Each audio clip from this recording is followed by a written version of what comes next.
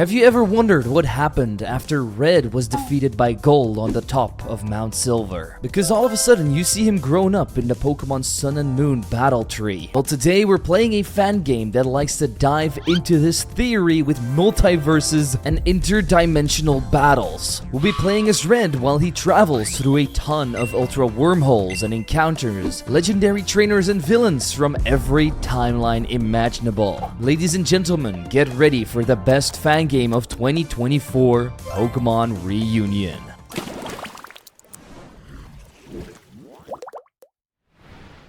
The game starts us off with Professor Oak explaining how the world of Pokemon is so wonderful, with these amazing creatures that people use as their companions or sometimes even worship as gods. However, in history, there's only been a couple of trainers that are considered legendary, and one of them stands above them all. Gaining victory after victory while taking down criminal organizations, he really has become a living legend and earned the title of Pokemon Master. And today it's time to let his legend resurface, all through the power of the multiverse. And even though our understanding of the reality is far from complete even in the modern age, but we do believe that choices are what present us with a multitude of paths. Choices are the fabric of the most powerful idea, and that is, what if whenever you made a choice, another reality existed where you made the opposite one?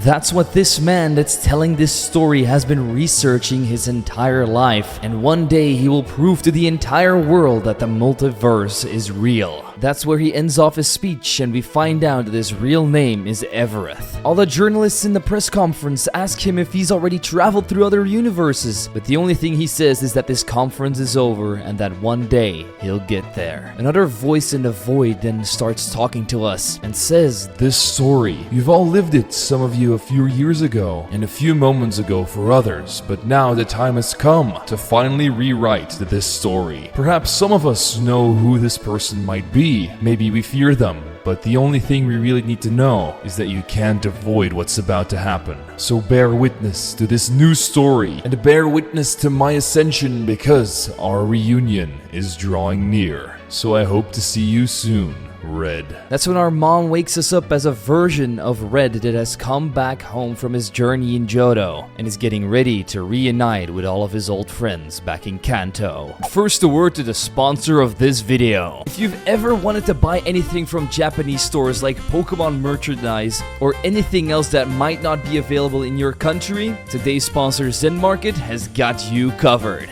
They allow you to buy from over 10,000 Japanese stores, such as Pokemon Center Japan, Amazon, Rakuten, and Mercari. All you have to do is copy the item link and paste it into the Zen Market search bar to shop from stores not integrated into the Zen Market website too. I, for example, was able to buy this gigantic Wailord plushie that I've been wanting for years, and it was super easy for me to achieve because they have 19 languages and great customer service and a 60-day free storage period, so you can shop for more stuff before packing. You can basically get anything as long as it's eligible for international shipping, and if you don't believe me, you can ask the other 2 million users that already trust Zen Market worldwide. There's so many payment options for you to choose from as well, and on top of all this, you can get 15% off international shipping fees for your very first parcel from January 15th until March 15th of 2024. All you have to do is use code OMATENASHI2401, and we'll throw in even more for you guys, because if you create a free account right now, you can use promo code ZWIGGO to get 750 Zen points, which can be used to get 750 yen off the international shipping fee as well. A huge thank you to Zen Market for sponsoring this video, and now I'm going to browse some more goods while you enjoy the video. As we take a look at our party, we see that we have his winning champion team, all at their insanely high levels. After going downstairs, we realize that we've only been home for like a day or so, and our mom expresses how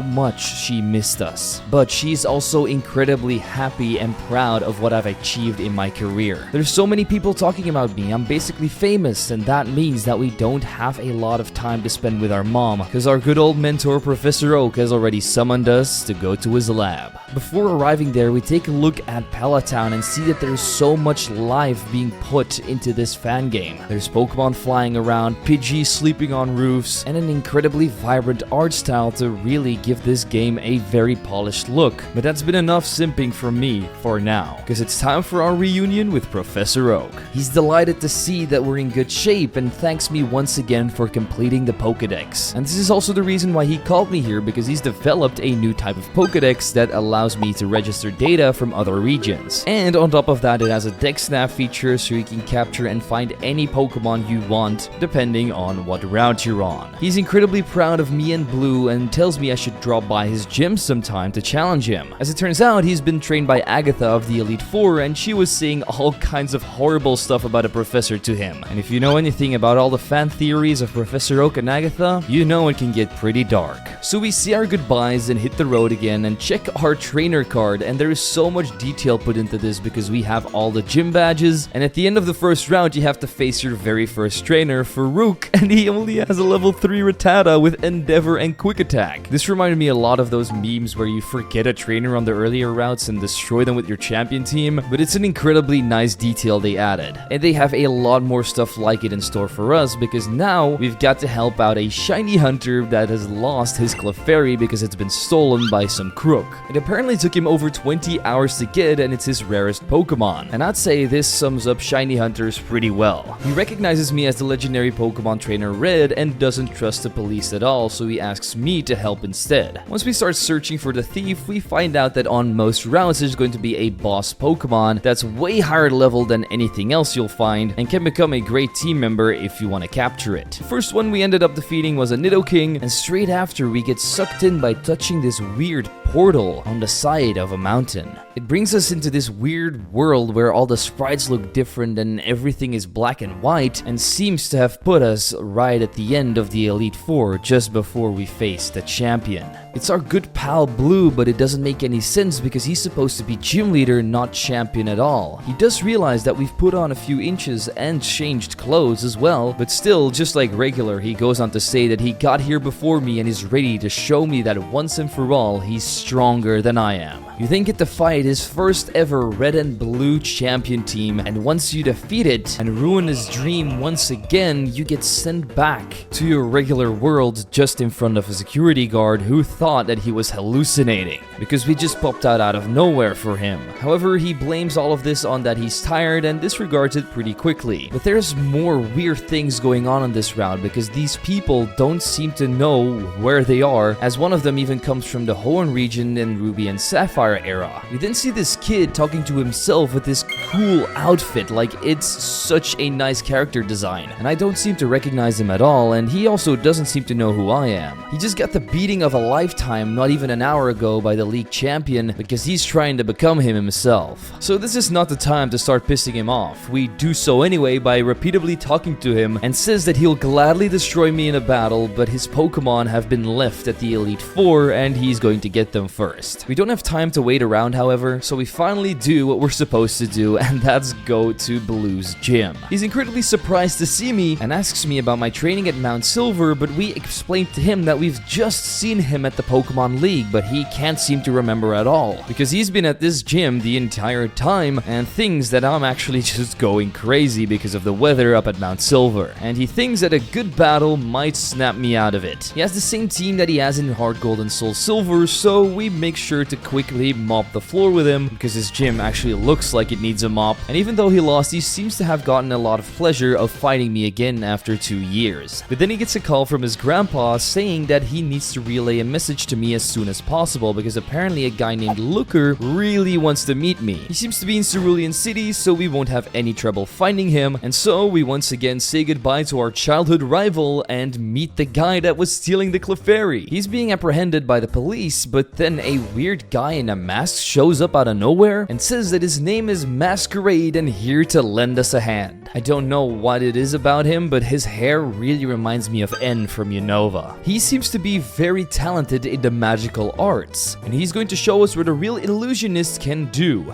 Abracadabra, and then his Kadabra actually pops out of his Pokeball while he's reciting the incantation. But Kadabra really seems to want to help out, so he tells him to teleport this felon straight to jail, but instead of that, the policeman gets teleported away, giving the Crook an opportunity to escape into Viridian Forest. And so we go after him together because obviously it's his fault that he escaped. I also really love that they use so many things from Pokemon Mystery Dungeon for all the Pokemon sprites. You can even see Scyther and Heracross fighting in the wild. Anyway, back to the forest because we have just apprehended the criminal together with Masquerade. He's able to take the Pokeball back with his Hocus Pocus magic technique, but the criminal doesn't want to give up that easily and really wants to fight Masquerade to get that Clefairy back. But Masquerade notices that this Clefairy has his favorite move in his arsenal, Metronome. But the move Clefairy summoned was Explosion, killing the Clefairy, and in all of the ruckus, even the thief was able to escape. But Masquerade has an idea. He throws out his Ditto and tells him to transform into a shiny Clefairy. He then hands me the Ditto's Pokeball and tells me to go and hand this in at the guy that lost his Clefairy, because you know, his went totally boom. As a reward, he also gives me 5 mask pieces, which seems to be his own currency, and then we bid each other adieu. We go back to Viridian City, hand over the Ditto, and the guy seems to not notice at all and even gives me a nice reward. And all of this was just a little piece of side content, not even the main quest. How cool is that? But now it's time to go and find Looker. We head to Viridian Forest and summon another wormhole where a Buzzwole straight up attacks us out of. We easily pop the mosquito's muscles and aren't able to capture it, sadly enough. However, it's starting to be very scary to see how common these portals are and how dangerous they can really be. But this also wasn't the only strange encounter we had in Viridian City, as we get apprehended by a Karasu Grunt. It seems to be an evil team that we've honestly never heard of,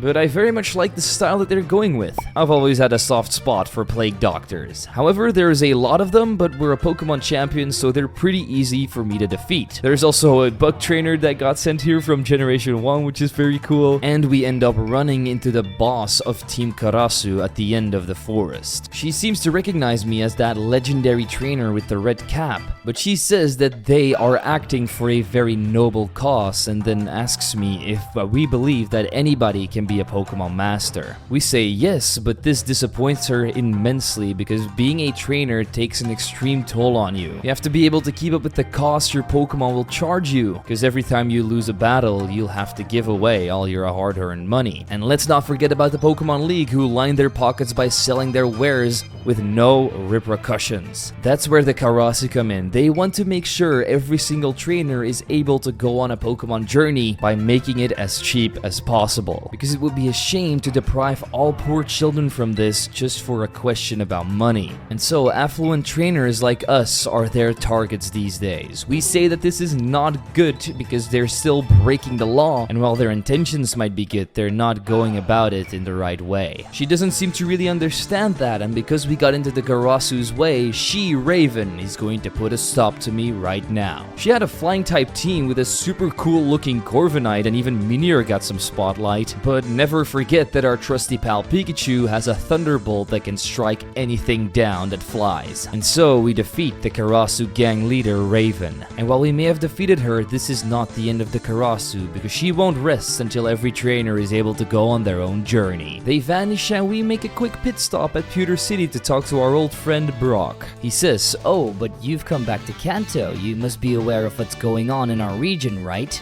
But we have no idea. So we say that we've been summoned by Looker in Cerulean City, which means he'll probably fill us in on everything that's been happening with the portals. But before Brock lets us go there, he asks me for one more battle since we've just returned, because he wants to face me with all of his strength. Since Brock has all rock types, and you all know rock is the worst defensing typing ever, so we make all of his rocks erode away with Lapras and Blastoise's water type moves, while Venusaur drains the rest of them. He's incredibly happy that he was able to give him his all because normally he has to tone it down a bit for beginner trainers. However, the city is being blocked off because of an incident on the next route, so Brock goes and talks to the police for us, and they then escort me to Cerulean City like I'm a VIP or something. As we arrive in Cerulean, we see a lot of new faces like Alexander, who runs a new bar here and comes from a very distant region, but also Otabunka, who can give you a quiz every single day where you have to guess which glitch Pokemon you're looking at, and if you guess correctly, you'll get a small reward. Inside of the Pokemon Center, we get the face player Mark and his deck of Pokemon cards, which is super cool to see because he's the protagonist of the old Pokemon Game Boy TCG game, and even the sprites of his Pokemon represent the ones from the old cards, which is even better. I still can't believe the amount of details that have been put into this game, but we can't stand still at every single one because we have to go over to Misty, who, just like all of our other old friends, is really excited to see me again. She basically says the same things as Brock and is ready for me to battle her one last time, but her water types get electrocuted faster than the Flash could run around the world. Once our battle here is over, Misty tells me the whereabouts of Looker, and he seems to be stationed at the local police bureau. So we greet the man that's full of mysteries, cause he says that he can't give me his real name, but we can call him Looker, and he's the one in charge of the international police. But now we have to get down to business, because as we've noticed, there's weird Pokemon popping up everywhere that don't belong in the Kanto region, and at first they just thought that these were groups of Pokemon that were traveling from region to region, but there's way more Pokemon that they first anticipated, and that just means that this is not a natural occurrence, and some of them could become a threat to the environment in which they appear, which means this is definitely very urgent, so he asks me to head down to his main quarters with him, after we agree to help him because we're one of the strongest trainers Professor Oak knew to recommend to Looker. Once we get downstairs though, his demeanor changes and he apologizes for all the theatrics. Unfortunately, he can't explain what he's about to tell me upstairs because there's a lot of people with curious ears around. What he's about to tell me here is classified, even Professor Oak doesn't know. And the real reason is because the world is in grave danger. It is, however, linked to what he just told me upstairs, and the reason why he trusts me is because I've already taken down Team Rocket in the past, and I mean the trainer who took down the legendary Giovanni, who still roams around this world freely to this day, must be someone that can help out in some situation like this too. He then goes on about parallel worlds and that the real reason for the appearance of these Pokemon is linked to that very phenomenon, and that's the existence of ultra wormholes, which basically work like dimensional gates that allow you to find yourself in another place and another dimension, and sometimes even another timeline that's totally different from the one we all know and love. That's why so many routes and towns are blocked off by the police, because if a portal would open up in the middle of a town, that would cause a great deal of panic among the people, and to avoid a general panic, he took care to hide the existence of these portals except from the ones that really needed to know. He's also informed the champion and the Elite Four, who are also embarking on their own investigation, just like all of the gym leaders of every single town and city, so that they can deal with wormholes once they show up. And he's telling me all this because he's decided to assemble a team of talented trainers who will help him unlock the secret of these portals, so that we can properly deal with the crisis that we're in right now. It's incredibly dangerous, but he needs trainers like me in order to succeed, and so he asks me if I want to put my life on the line to save our dimension. We don't hesitate and immediately say yes, and then he briefs me on how the portals work. Well, first you have to go in through point A,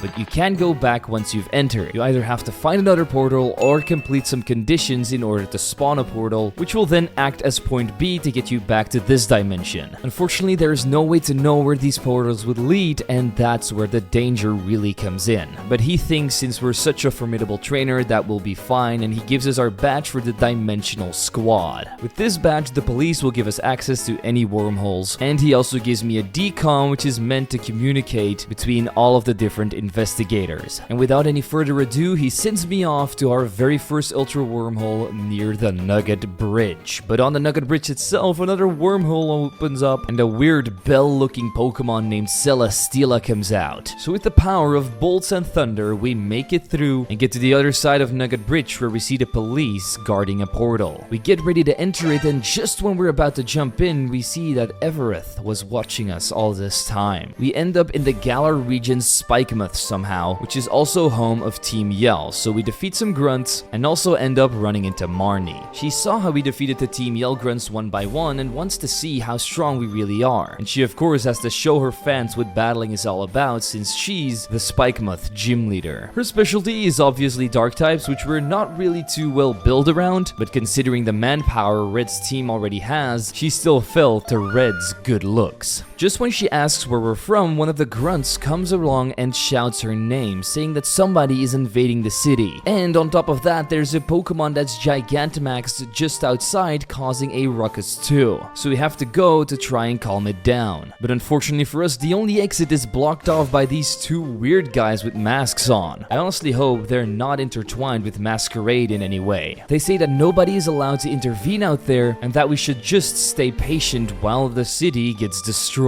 We're not going to let that happen, so we team up with Marnie in a double battle against these two goons, despite not knowing anything about them so far. Their team seemed to be centered around ghost-type Pokemon, which is a little bit scary to think about, but we nail through them pretty quickly. And with their battle being over, they say that this wasn't supposed to happen, but they bought enough time anyway, as those Gigantamax monsters are going to destroy us. But me and Marnie don't want to give up while they vanish, which gives us the opportunity to rush outside and defeat the 3 Gigantamax Kanto starters. Once Spikemuth is saved again, we go and talk to Marnie, who was dealing with another Gigantamax Pokemon. She thanks us for all of our service, but can't seem to understand why these Pokemon started Dynamaxing and attacking everything for absolutely no reason. After Marnie is done fully introducing herself after this, we hear a weird noise down at the beach. It's an ultra wormhole, and even though we can't really tell Marnie anything about it, we do tell her that our name is Red, and without revealing anything else, we jump into the portal and get back to our own dimension. We go back to the police bureau and tell Looker what happened on our very first mission. And this confirms one thing, that the probability of the cause of these ultra wormholes is external, because of the weird masked individuals that we encountered. But there is no time to waste because our next mission is already here. We have to head over to Route 4 next to Mount Moon to open up another wormhole. But on our way over there, we encounter a weird individual named Volo, who's a traveling merchant. And for some reason, he thought he'd seen a plate fall somewhere nearby in this weird region he found himself in. Once he finds out that I'm a Pokemon trainer, he immediately wants to perform a battle with me. He doesn't have a full team though, only 4 Pokemon. 3 of them are his regular team members, but he's also added an Aerodactyl now. And despite his boys being like 5 or 6 levels above mine, we still managed to get through him. And so he says that maybe he'll find a way to reach his goal, and on that note, he leaves saying that this is to a great friendship. We take the Ultra Wormhole and end up in Route 16, where it's incredibly snowy and cold. We see Abomasnows and Snovers sleeping and grouping together, but in the end, it seems like we've arrived in Sinnoh. While I was trying to take shelter from the snowstorm, we get attacked by a woman that turns into a Frostlass, and so I decide to capture this weird and ghostly encounter. Further along the road, we find these weird people with these bowl haircuts that are all green, and they call themselves Team Galactic. And whenever somebody tells you they're from a certain team, you have to wipe them out because they're almost always an evil team. We then end up running into Jupiter, which seems to be a commander, and she's saying that there's supposed to be a new guy joining them right here at this spot. He hasn't arrived here yet, however, and so because she wants to take care of the Pokemon at Lake Acuity, she needs to make sure that nobody knows about their plans and we can be snooping around, so she's going to try and take care of me. In most playthroughs, Jupiter is incredibly easy to take down, and while she did have an increased buff to her team with Sableye and Gastrodon being added, we still had no problem after bombing her with some sludge. And this pushes her over the edge because she's freezing and that wine guy still hasn't turned up yet, so she calls back her team and they go back to what I guess is their hideout. And since the rest of the road is blocked off, we have to head back and we find a portal with a weird guy standing in front of it. He must be the one that's supposed to meet up with Team Galactic, which means he's probably not a good guy, but I also don't recognize him from any other Pokemon game either. He survived a landslide in Mount Coronet and ended up running into this weird portal thing. We asked him if he has nothing else to do, and while he did have to meet a customer here, this thing is way too intriguing to just leave it alone. He has the feeling that we know more about this portal, however, and he wants me to tell him about it. And if we don't want to talk, he's just going to try and get the information out of me with a battle. He seems to be a mercenary named Narcisse, and he has some pretty cool Pokemon like Banette, Rampardos, Magmortar, Cacturne, Zangoose, and a very cool looking Sneasel that I think is called a Bond Phenomenon. That doesn't mean it's any less weak to my Pikachu's Brick Breaks, however, and so as you can see, even a mercenary isn't enough to take down the Pokemon Master. This is a sign for him to leave me alone, but he says before he leaves, nothing can stop me from progressing. And then, this time, she won't be able to run far. Shrouded in mystery, we leave this place alone and return back to Kanto. We relay all of the information we gathered from our mission to Looker, and he already seems to know about Sinnoh and Team Galactic for some reason. And the reason for that seems to be because he's already been all over the world, and he also has information on different regions already. He doesn't seem to know anything about a trainer with a Sneasel though, but this is our second mission successfully completed. This means we also have to head to Route 9, which is east of Cerulean City, because there's been a new breach there and we have to try and fix it once more. On our way over there, we fought another Ultra Beast named Circuitry, which was just a bunch of wires, and arrived at the destination of the next Ultra Wormhole, which ended up leading us to the Aether Foundation in the Alola region. This place really was kind of like a maze for me, but all the employees were pretty nice, considering knowing what they've done in Pokemon Sun and Moon. That must mean that their plans have not been uncovered yet by the main protagonist of that game, so we might be able to stop Ultra Necrozma from even happening in the first place. Eventually, however, we find a teleporter that takes us to the garden facility. Here we end up fighting a Nihilego, just like in the regular Sun and Moon, and we also run into Wick, who is going to heal up our Pokemon when she finds out what happened with Nihilego just a few moments ago. After we tell her that we've already encountered many Ultra Beasts, she says that we have to meet her president, because she knows a lot more about Ultra Beasts than Wick does. But at that moment, an alarm goes off saying that there's a fugitive somewhere around here and that they have to apprehend them as quickly as possible. Wick doesn't suspect this, however, so that allows me to run around the facility unguarded. But now all the employees are on edge, so we get to battle all of them once we run into them. One of them was guarding a teleporter, so once we defeated and activated it, we ended up running into this blonde-haired kid named Gladion. He thinks that we're being sent by his mother to try and stop him because he's here to try and get his sister Lily back. However, before we can even explain that we don't even know his mother, he goes on to attack me. His team consisted of a Crobat, Porygon-Z, Lucario, Umbreon, and a water-type Silvally that had a very majestic looking sprite, if I may say so myself. After all of those are taken care of, Gladion was ready to attack me physically, but Wick comes out in the same moment and says that he does not have to worry about me because I'm a good guy. Gladion seems to believe us, and after we tell them our name, he's off to find Lily and his mother. But Wick has also seen some weird individuals in the storage room, and that's where we're going next. It seems to be one of those Team Kronos guys again. He says, It seems like I've been spotted, but no matter because the others can finish on their own. And even after defeating him, he still says that it all doesn't matter because he just had to attract attention. So we go looking around the base for more of Team Kronos grunts, but we end up running into Team Skull and Guzma. He's just defeated Gladion because he and his team are the bodyguards of his mother. So Gladion asks me to take out Guzma as a favor, and considering we need to fulfill our requirements to leave this place anyway,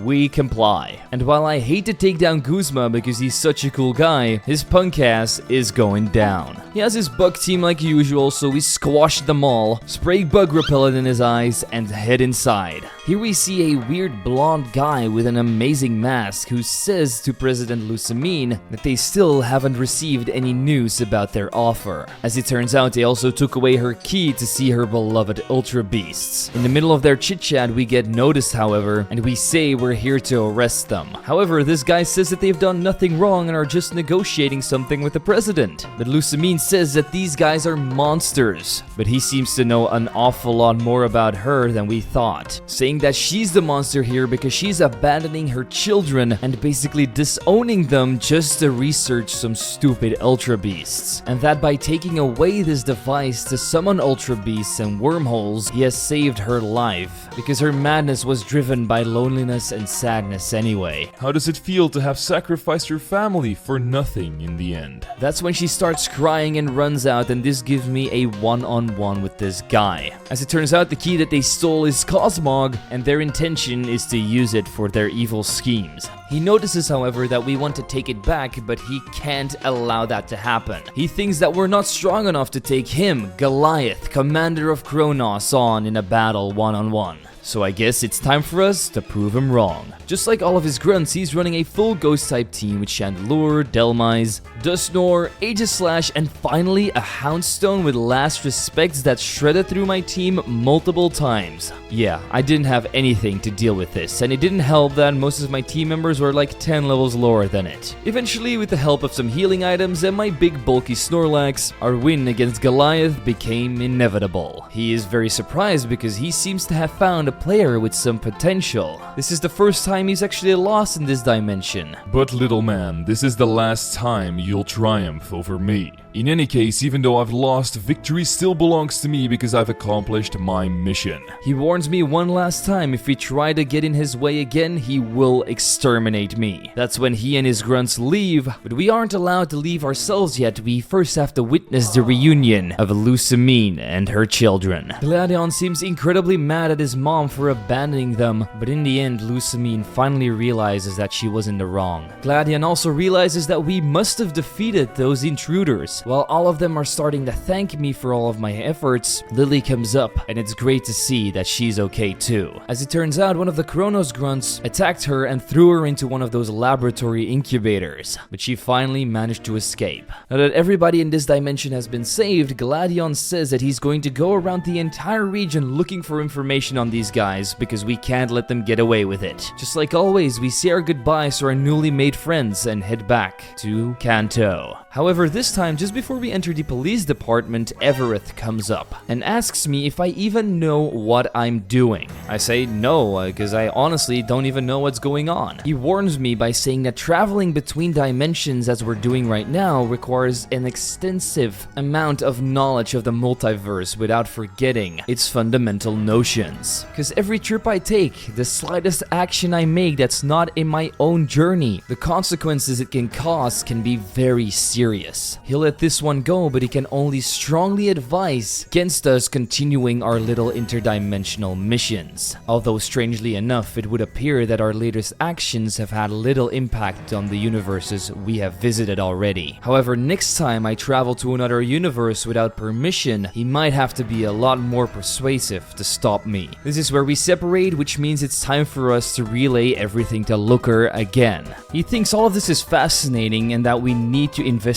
Team Kronos as fast as possible. And these missions are going to become a routine for us, because we have to get back to work as quickly as we can. That's when somebody else enters the room, and it seems to be the guy that we met at the beginning of our mission that was challenging the Pokemon League. His name seems to be Basil, and he also works for Looker as one of the other fantastic trainers. He just came back from a mission where he had to smash 3 Pokemon that looked like stone golems, so I'm guessing these might have been the Reggies. Just when he's about to ask Looker a question, he notices me and goes, "Who are you?" But Looker just says that we've been here since he's arrived. He seems very into his own world, this Basil. And after some quick introductions, Basil recognizes my name and knows that I'm a former Pokemon master. He immediately wants to face off with me to test his brand new team, but Looker says that he has to brief us first before that can even happen. He says that there's something going on in Celadon City and Basil should go and check it out. Basil, being the hard-working D-Squad member that he is, immediately leaves, and Looker tells us what a great guy Basil is, and he hopes that we can go on a mission together very soon. However, we have to go and check out a portal in Saffron City instead right now. So we roll out, but immediately get stopped once we head outside by Basil. He has no time to be doing this, but he wants us to battle, because technically I still owe him a battle from back at the Pokemon League. So it's time for us to face off against this super team before we embark on our missions. He had a pretty decent team, nothing special, an Emboar, Crocodile, Aerodactyl, Vikavolt, Mudsdale, and Heracross, so a couple of type overlaps that he really needs to work on if he wants to defeat a real Pokemon master like myself. He takes the loss very well and says that Blue was right, we are really strong, but he's an up-and-coming Pokemon prodigy himself, so one day he'll be able to defeat me. Until that time comes, I better not lose to anybody else because we've got a mission to complete. On our way to our destination, however, we run into Masquerade, who is standing next to a Machamp, because we love to see his show goes so much, he appoints me the president of his very own fan club, the Maska Fans. To be honest, this guy is so goofy, I joined them myself. He just captured this Machamp here, but he's being disobedient and he doesn't know why. So he needs to learn him some respect by whipping out his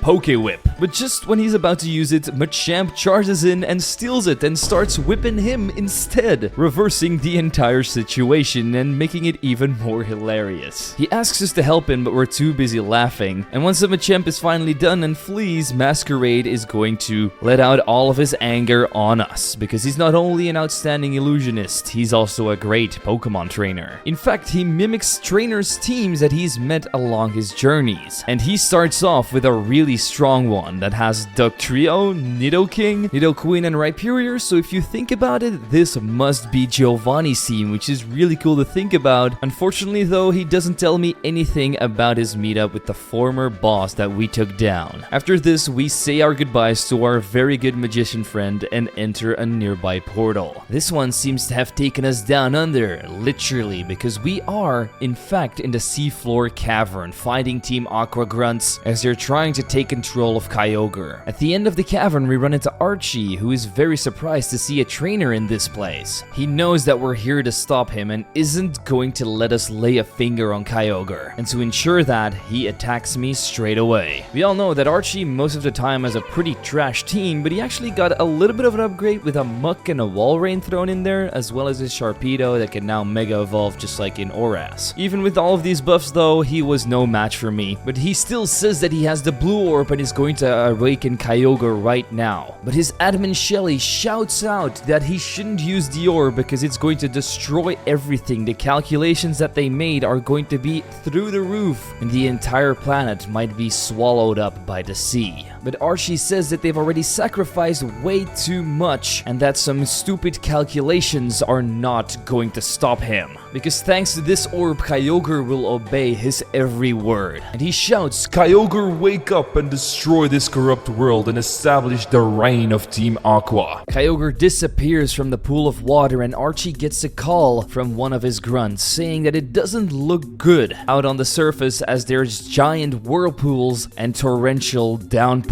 But Archie says that that was the point, right? We wanted Hoenn to be underwater. And so, because he wants to see it with his own eyes, we go up to the surface together. He realizes that what he did was wrong. This is all going to end up in a catastrophe. And then we hear a voice say, Indeed, it is a catastrophe. it's him, the Hoenn champion, Steven Stone. On many occasions, he's managed to keep Team Aqua down, but this time they have crossed the line, Team Aqua. Tell me, what's your plan if it all went to bits? How are you guys going to fix this? And Archie just says we have to go and try and reason with Kyogre, which is an incredible rash move, but there's nothing else we can really do. So Archie and Shelly go off while Steven talks to me. He wants to know who I really am, and he realizes that I'm the trainer that defeated Archie, otherwise he would have attacked him with his Pokemon by now. So from that conclusion alone, he knows he can trust me. He knows he can't do this alone and will need a lot of strong trainers if they want to save the Hoenn region, so he wants me to help. He explains the entire lore about Groudon, Kyogre, and Rayquaza, and if we don't act fast enough, Groudon might wake up too. And that's when he gets a call from Wallace, who says that in the north of the region, there's an unexplainable drought happening, which can only mean one thing: Groudon has also awakened. It can't get any worse than this. And that means we have to go to Sky Pillar and awaken Rayquaza, but first we meet up at Sutupolis City with Wallace, who's still the 8th gym leader. Here's when we decide we have to split up in 3 groups. One of them is going to try and take down Groudon, which is going to consist of all of the gym leaders as well as Juan. The second group, consisting of the Elite Four and Wallace, is going to try and slow down Kyogre, and me and Steven are going to Sky Pillar to wake up Rayquaza. Wallace, however, is really doubtful that we'll be able to complete this task with just the 2 of us, but Steven says that we're a very competent trainer and that with our combined strength we should be able to do this. And so with our mission statements clear, we all move out. While heading through Sky Pillar, we see a ton of these markings in stone that describe the events of Kyogre, Groudon, and Rayquaza, which means they must have already happened before. On top of all this, there is also an old inscription that seems to be an old lost draconic language, which we can't decipher anything about. But we feel like the closer we get to the top, the harder this fight might might become. This makes us very anxious, but after reaching the top, we see that Rayquaza is not here at all. There's a guy in this weird red suit, and so Steven asks who he is, where Rayquaza is. He answers with, I'm afraid you're too late. Let's just say Rayquaza is no longer part of this universe. So Steven asks if he defeated it, but although he might have considerable power, he's not foolish enough to take on a creature of that strength and magnitude. He's just sent him to a world where he can unleash his wrath in peace. Steven is really shocked to hear that there are other dimensions, but the Crimson Man says that it would be foolish to spread panic among the beautiful regions, so he should keep this information to himself. Although in a few hours time the region might be destroyed by 2 other legendary Pokemon. And so Steven tells me to move over because he's going to take this guy on himself. But unfortunately, not even his strongest Pokemon Metagross is able to take him down. He gets swept away in just one fell swoop, as he goes on to say that there was no point in fighting here, but he can still grant his wish and allow him to take our anger out on somebody else. That's when he summons one of his other henchmen named David. He orders him to take care of us, and once he's finished, he should return back to HQ. He says his goodbyes to Steven and then says, Trainer Red, right? I've already heard what you've been up to, and this should put an end to you for good.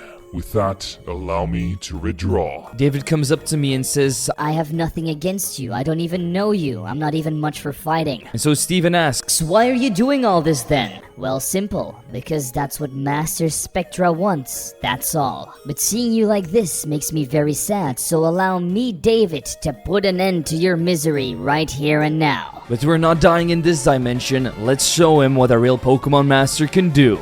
Boom, Marowak, Golurk, and Runerigus get destroyed. Dragapult is able to do some decent damage against my team, but we're not giving up as we have a dragon of our own now. I throw out my Haxorus and hit a Dragon Claw to end off David, which still gives us a fighting chance. And David then starts treating me with respect, saying that I've got courage and a lot of strength. He hopes that I'm up to the challenge and he's going to take his leave now, which means we have no more time to waste as we have to meet up with the other rescue teams. Wallace asks us where Rayquaza is and if we were able to wake him up, but Steven Stone gets really demotivated and starts bashing himself into the ground, saying that he couldn't save the region, that we're all doomed, and that he should have handed his place over as champion to him sooner. But Wallace is having none of this as he shouts, Steven, look at me. You whine like a child while your friends are putting their lives at risk for our region. It's all up to us, not just you, to protect Hoenn. Stop thinking you're responsible for protecting Hoenn alone, because we all got your back. This snaps Steven back to his senses, and so we decide to join Archie in the fight against Kyogre, but they get swept away by a single wave just when I walk up. The chance that they're actually dead is quite likely, and this scares me even more, but we have to face this threat, otherwise many more casualties could fall. And while this might be a legendary Pokemon capable of destroying the entire world, apparently one plant toad boy can stop him. Thank you, Venusaur, for being so incredibly overpowered. And while we manage to defeat this big aquarium fish, this might not be enough to put it back to sleep, because we also have to defeat Groudon in order for that to happen for sure. So me and the boys join up with the other gym leaders, but they've all been wiped out by the amazing power of Groudon. Its Godzilla-like stature and ability to move the earth was just too much for some of the strongest trainers in this region. Wallace is already here, but his entire team has been wiped out, so it's our turn to try and defeat this beast. And apparently with a lot of revives and full restores, Haxorus's Earthquake combined with the Choice Band is just what I needed. And with that, the two legendary titans have been put to sleep,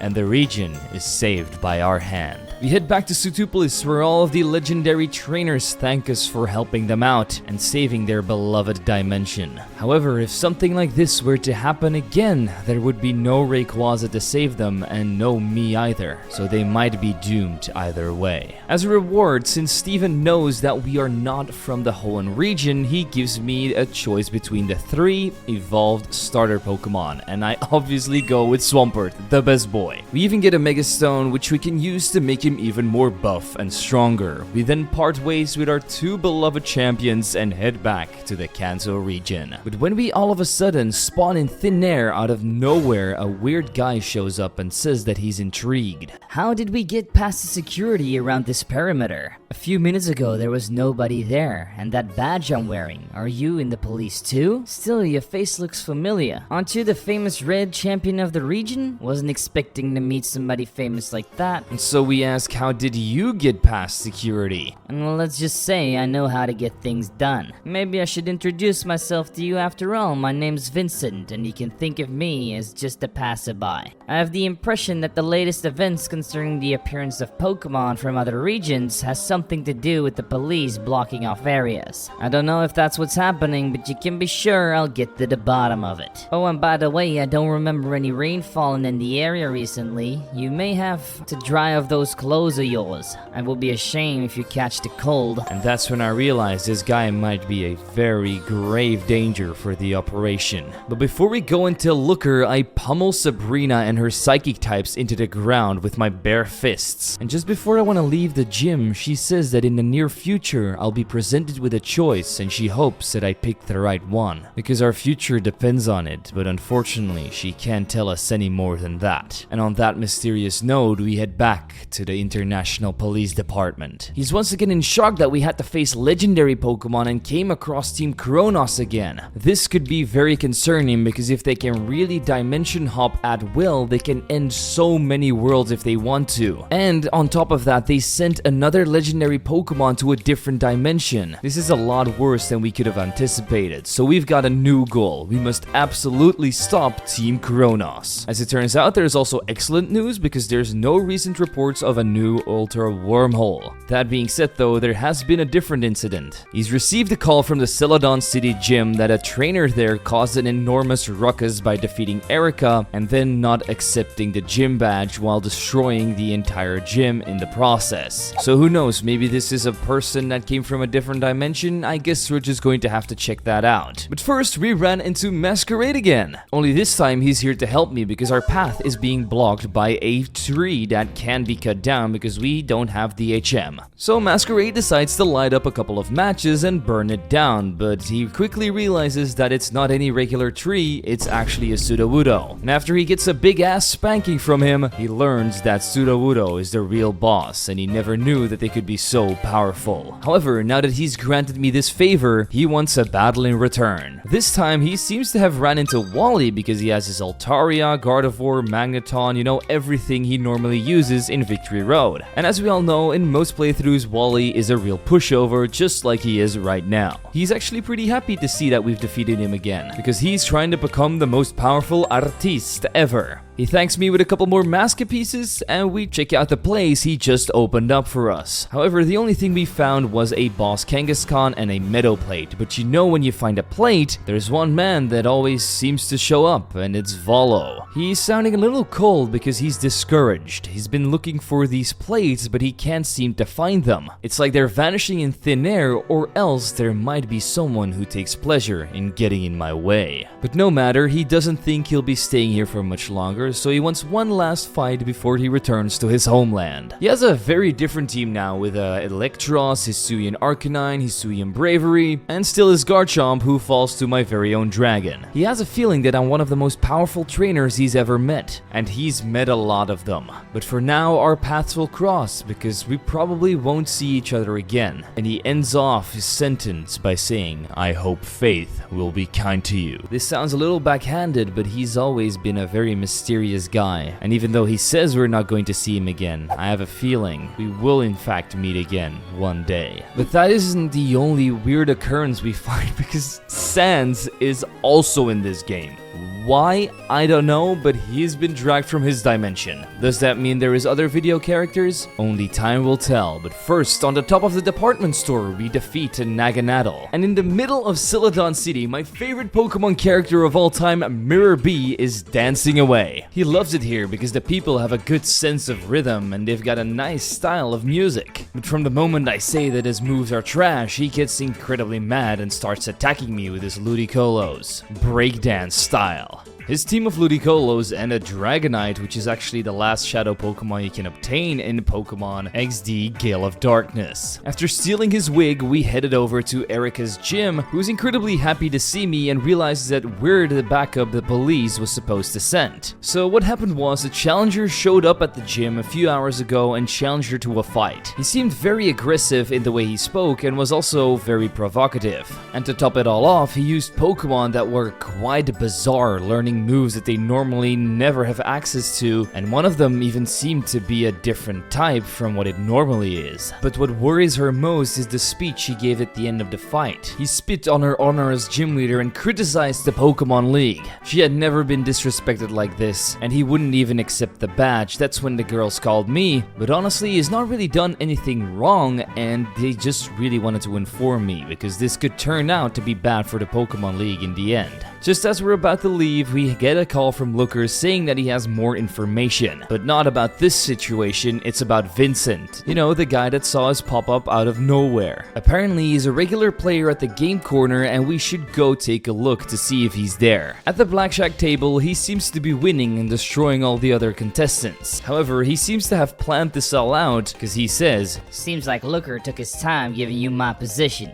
After all, I did this on purpose to make sure this would quickly reach his ears. We ask if he knows anything about the assaulted gym leader, but he doesn't seem to have anything to do with it, as he's not interested in challenging anybody. The only thing he wants to do is gambling. However, he has some very interesting information for me and Looker. He's heard word that recently a new scientific branch has been set up within Silph Co. He's been doing some research, and apparently some of the scientists there were conducting experiments on Pokemon. This definitely seems like it's worth taking a look. So we waste no time, head straight to Silph Co, and our way into the building gets blocked by a scientist, meaning that most of his suspicions were right up until this point. We give him a mean old slap and enter Silph Co anyway, because ain't nobody denying us access anywhere. But we quickly realize that all the teleporters inside the building are just not working. I'm starting to think that this might be another branch of Team Rocket trying to operate here. But that's not what's happening at all, because eventually we find a teleport pad that works, and it leads us to this weird room where one guy is sitting by himself looking at a computer screen. He's the one that was controlling the teleporters, and he turned this one on at the right moment because he wanted me to be in this room here with him. His name is Ezekiel, and he's been following us through the cameras this entire time. He seems to be wearing a prison outfit as well, which means this guy must be bad news. On top of all this, he seems to be the guy that challenged Erica and disrespected her back in Celadon, because he doesn't want to be considered a gym challenger. But honestly, the only reason why he went there is because he needed some information. He says that I'll make for the perfect simulation so he can gather even more information, and even though we're a well-known trainer, the so-called Pokemon Master, he doesn't have any grain of respect for me. Even going as far as to say that I'm a fraud, because there's a ton of strong trainers out there that don't do the gym challenge that are way stronger than I am. What right does the league have to decide who's strong or not just by a bloody badge? And he bet that if everybody would be forced to take this gym challenge, that all of the Elite Four members and champions would be without a job by now. And what about me? Do I think I'm better than other trainers just because I have the title champion? Well, he's going to show me that that's not the case at all. And man, does this Ezekiel have an interesting team, with the entire vibe of the battle being coding in the background and sending out different experiments like 4A, who's a Dusknoir with trapping moves and Perish Song to kill your Pokemon instantly if you can't kill it fast enough. But also experiment C93, where he uses a new Itemon called X Defense 6, which boosts all of your stats, depending on which one you use, to the absolute max. To this day, I still don't know what J98 was. H76 had close combat, which is pretty cool to see on an Electivire, but nothing all that special. Then a Swords Dancing Scizor with, I guess, Ignition, Pounce, and Knockoff.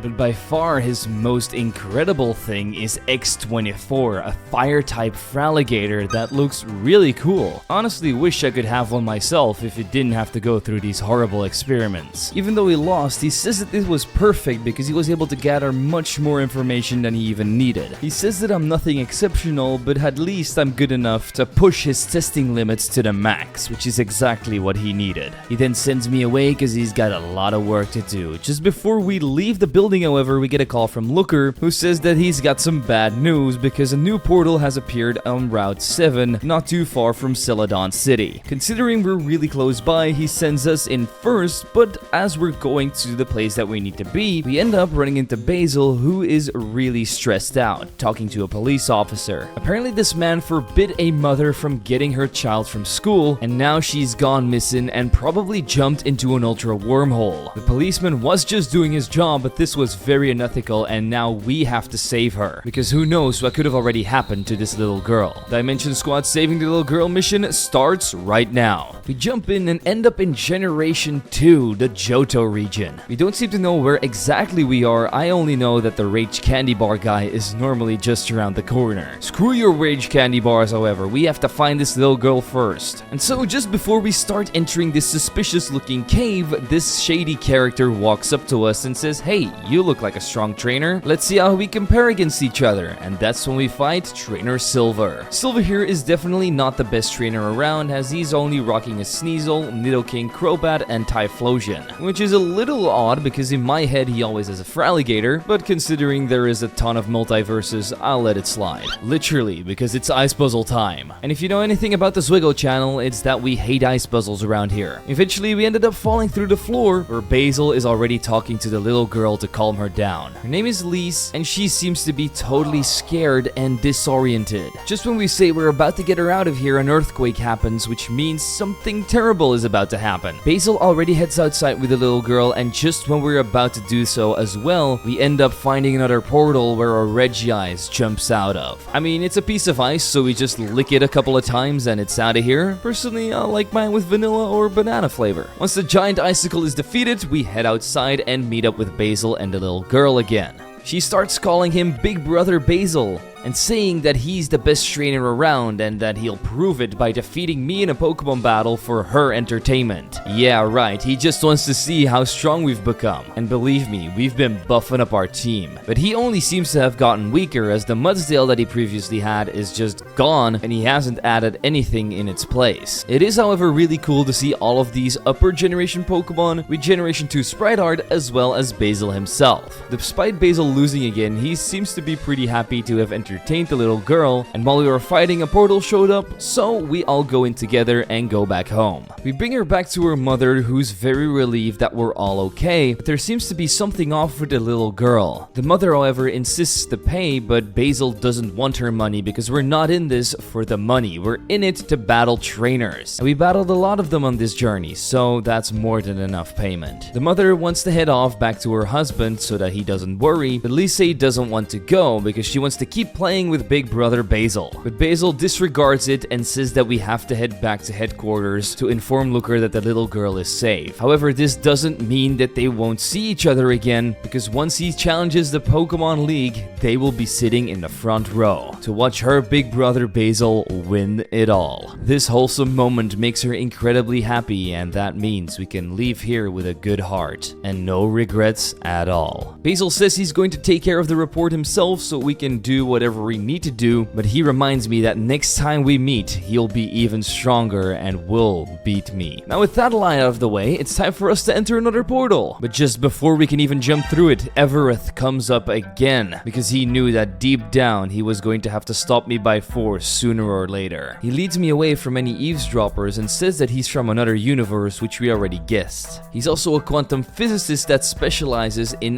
the dimensional travel, or at least the research of it. Recently, he's managed to perfect the formula that allows him to travel between universes, and there's a lot of research that goes into it, because first he needs to know if the universe that he's traveling to has an efficient atmosphere and gravity, because if it doesn't have any of those, that means that you're just dead upon arrival. You also need to make sure you don't come into contact with anyone except in an extreme emergency, which is basically what we've been doing all this time, except for fighting all the stupid trainers. Some time ago, however, his formula was stolen. He also has a detector that can basically spot beings that are imbued with dimensional energy, hence why he knew that we have been dimension hopping ourselves. With all that being said, he can't let us intervene blindly in other universes and kindly asks me to stop, but we are obviously not planning on doing anything like it, so he has to battle us to try and do it that way. Evereth definitely has the most interesting team yet, with a ton of beta Pokemon Pokemon from Gold and Silver, but also Diamond and Pearl. They all have the unique ability Beta Phase, which means that all the weaknesses and resistances are nullified. His first one was Raytora that got dealt with by Swampert, Pikachu was able to deal with Aquaria, Haxorus took out Bagaru, as well as Ancrolair, but also a Girafarig with 2 heads that got absolutely walloped. And lastly, Beta Garchomp that honestly looks as good as the one that they have now. I don't think I would have been mad if it ended up looking like this in the end.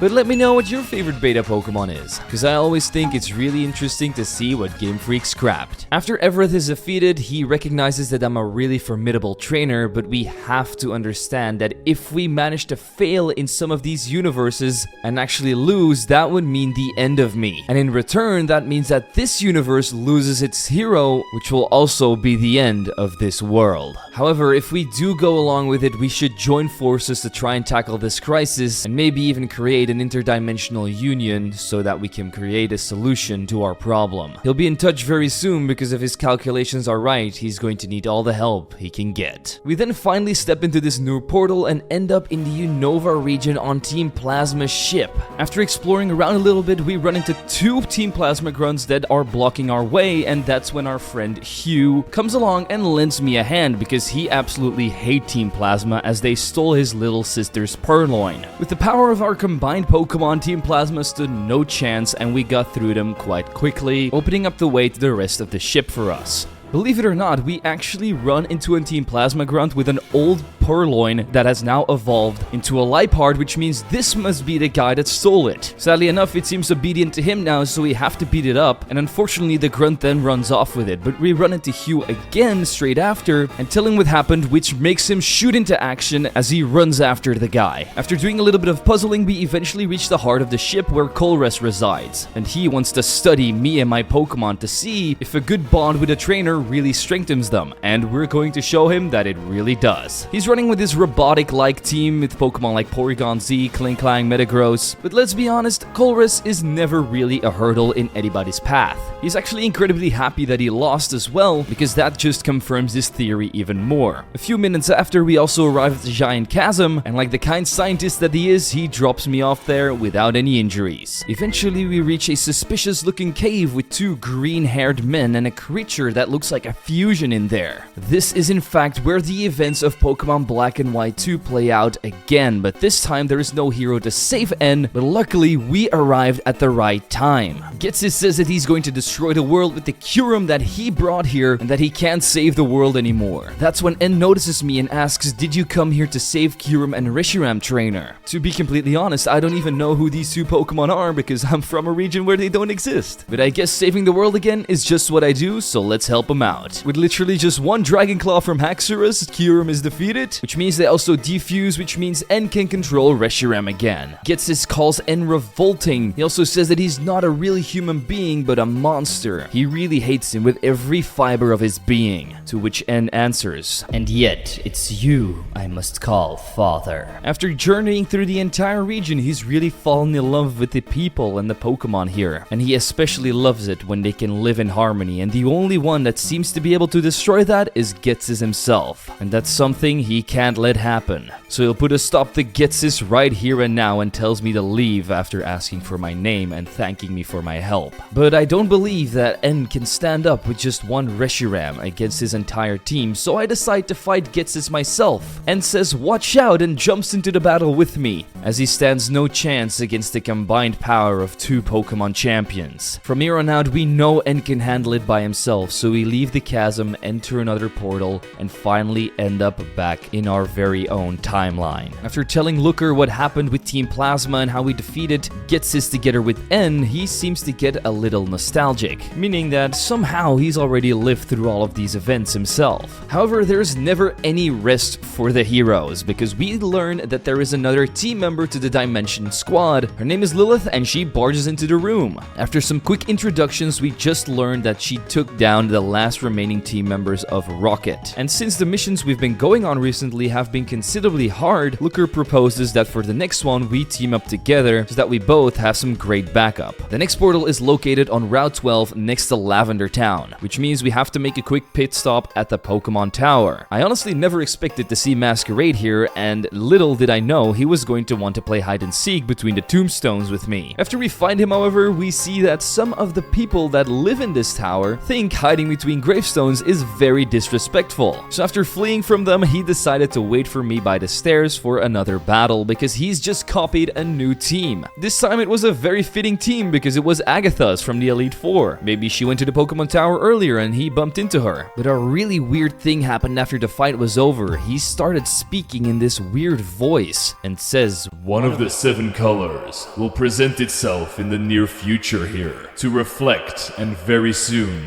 this color may disappear. That's when he goes back to normal and says, one of those visions again? My head's been hurting this entire time. I really need to get some rest. See you later, Red. I have no idea what's going on with him there, but I feel like there's going to be a big plot twist with Masquerade coming up soon. Since we're in Pokemon Tower, I decided to also capture a Gengar here, and as I was walking to the next portal and ran into that Snorlax that's blocking the way, Masquerade came up once again. He just came from a trip and copied another team, but he also sees that I'm in distress because this Snorlax is blocking my way. But he's a master of illusion, so he can easily get rid of this obstacle for me. So he says to the Snorlax, Well, punk, you think you can just sleep anywhere? I'll teach you some manners. Get up, move it. Of course, that's what a fool would do if he didn't know that Snorlax is a Pokemon who can only wake up to the sound of a Pokeflute. Of course we knew this already because we're Red and we have already done this multiple times in the past. So Masquerade goes on to say, then I'll just do it my own way. And so he gives him a weird looking soup that makes the Snorlax Gigantamax, meaning that we have to take care of it again. Once the big fatty is defeated, Masquerade says that he's already seen this in a different region, meaning that he's already traveled the entire world, what it looks like. But now we can finally get down to business as he battles me with his newly acquired team. He only has 3 Pokemon, but it's the Reggies. So I think this might be from the Battle Frontier leader, but I'm not sure if there's any other trainer that has the 3 Reggies. Anyway, we melt 2 of them down and schmeck the other one up, and then Masquerade says adieu, but he also says, And I hope that funny guy with the white hair doesn't manage to find me because he seems to have found a weird energy around me. meaning that Everett is also looking for him, which implies Masquerade has also been dimension hopping. Once this peculiar encounter is over, we finally reach a new portal together with Lilith, who's a little bit late. But before we actually jump in, she wants to know how strong her new partner is going to be, and while she does have a pretty cool team with a Frostlass, Delphox, and Shiny Mawile, there's also another cool thing. All of her Pokemon have the second win ability, which is something that she can only have, which means that every time they drop below 25% HP, they get their full HP bar filled again, but all of their defense stats get dropped. So it almost works like a free max revive. Considering she'll be on my side for most of the time, I definitely don't mind that at all. Now that she knows she can fully trust me, we enter the portal together, which ends up leading us to Mount Coronet, which is taken over by Team Galactic Grunts. We smack the Grunts around like they're absolutely nothing and steal some of their wigs. Unfortunately, this doesn't fool the Chronos Grunts that are also stationed here. They say that this dimension is already lost because Team Galactic is going to take over this world and create a total new one. But since we've already saved so many dimensions, I still think we have a shot. For some reason, at the end of Mount Coronet, we also run into Narciss again and he recognizes me from Route 16. We ask if he can let us through because we really want to get the Spear Pillar, to which he answers, I know, it's a beautiful spot for tourism and couples, implying that we're a couple. but unfortunately, I have orders to not let anyone through. But if we manage to beat him in a Pokemon battle, he has no choice but to let us through. Lilith, however, asks a couple of questions and mentions Dragon-type Gym Leader Claire in one of her sentences. And for some reason, this strikes a nerve with Narciss. He seems to really hate Dragon-type Pokemon and anybody that's involved with them. So with that, he's going to try and put me through hell by sending out his Banette and Infernape. He hates Dragon-type so much that his Pokemon all got the ability Draconic Hatred, which means that if I send out a Dragon-type Pokemon on my side of the field, they get a buff in special attack,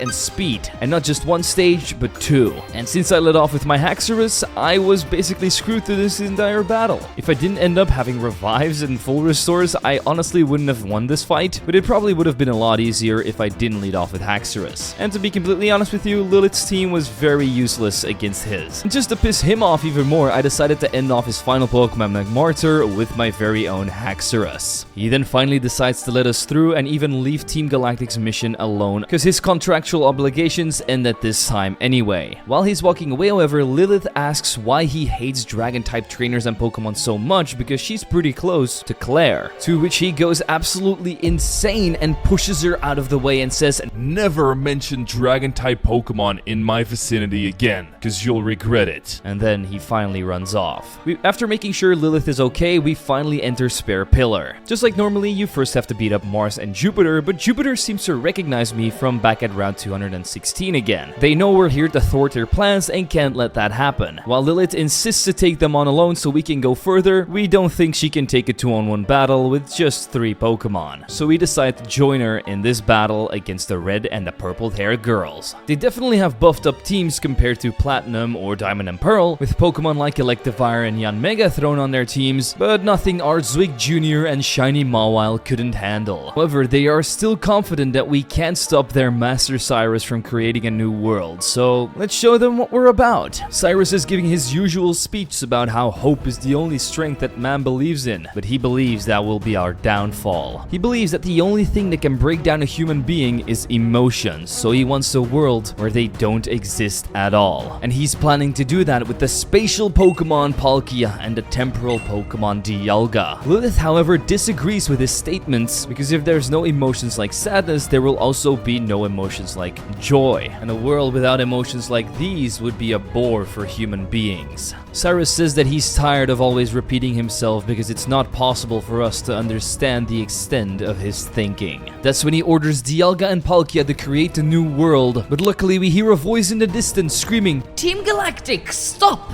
That's an order! It's Cynthia, the champion. She's here to stop Cyrus's plan once and for all and orders us to take down Dialga and Palkia while she tries to defeat Cyrus. We don't really have a choice but to comply, so while Lilith takes Palkia, I'll be finishing off Dialga. After a short battle with ZWIGGO against the God of Time, we manage to overpower it, but we see that Lilith is struggling majorly with Palkia as her entire team is wiped out and we have to jump in just before she gets finished off by the God of Space. Luckily, Haxorus's Dragon Claws were able to rip through Palkia's thick armor, as both of the deities got destroyed, but we just realized something else. Cynthia has lost the battle against Cyrus, which I honestly can't believe would ever happen, and so that means we have to jump in before Cyrus can summon them again with this red chain. His team is definitely a little bit buffed up, but not as buff as our Swampert, as he sweeps through like half of it, while the other Pokemon can clean up the rest. Just when we think it's all over, however, and Cynthia is going to neutralize this man and contact the authorities,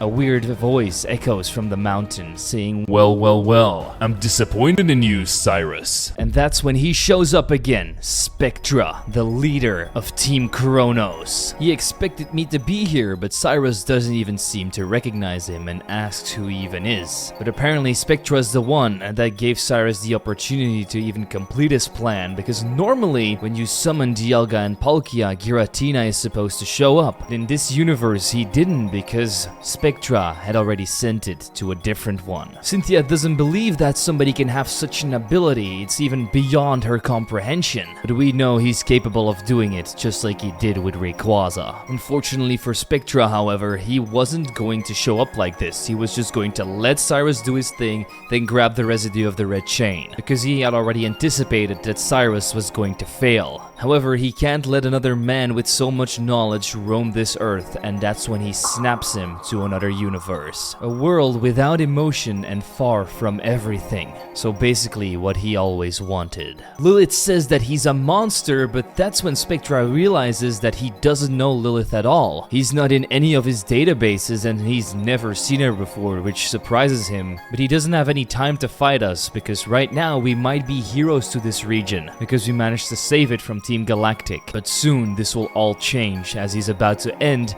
every single one of of our realities. As he leaves, he says that he's going to see us soon enough, but if Lilith intervenes with his plans again, he won't be so kind and act accordingly next time by taking her out. Once he's gone, Cynthia says that she's already considered that there were other dimensions, but if this man can really control Giratina, we might be in very grave danger. And I believe not only Giratina, but he's going to be able to control way more than that. We somehow have to prepare a counterattack, but that's when a portal opens up and we have to say goodbye to Cynthia. She thanks us for saving her region from Team Galactic, and after this very long and tiring adventure, we can finally head back home. Just when we're about to head into HQ, we meet up with Vincent again. He seems to really hate Looker calling him incompetent, and also asks me how my trip went this time. Did you get to see some new regions? It's not every day you get to travel from one region to another for free. Implying that he has some vague idea of what we're up to. That's when he leaves and we can finally tell Looker what happened. He's realizing that the more missions we do, the harder that they get. Fortunately, we are able to manage these crises, because if we couldn't, they could literally have put an end to different regions and worlds. Lilith admits that I did in fact do most of the work, but unfortunately we didn't get a chance to question the famous leader of Team Chronos, Spectra. Luckily, Looker still says that this mission was an absolute success and that we can really be proud of what we've accomplished. He also says that Lilith needs to go and rest while I do the rest of the report. And that is in fact an order, whether she wants to or not. Now that she's gone, Looker is going to tell me his plan so that we can try to freely hunt down the members of Team Chronos. Apparently they have some kind of device to unleash ultra wormholes at will, and they even have the ability to pinpoint the place of their appearance down as well. So the only way that we can catch them is to get such a device for ourselves. Unfortunately, we don't have the ability to create one ourselves, so our next mission is going to be to catch and neutralize a member of Team Chronos in order to steal their device. Unfortunately, there is no ultra wormholes right now, so we can go and explore the region some more to try and find some clues in other places. So after that long journey we just went on, I decided to go to the Pokemon Center to,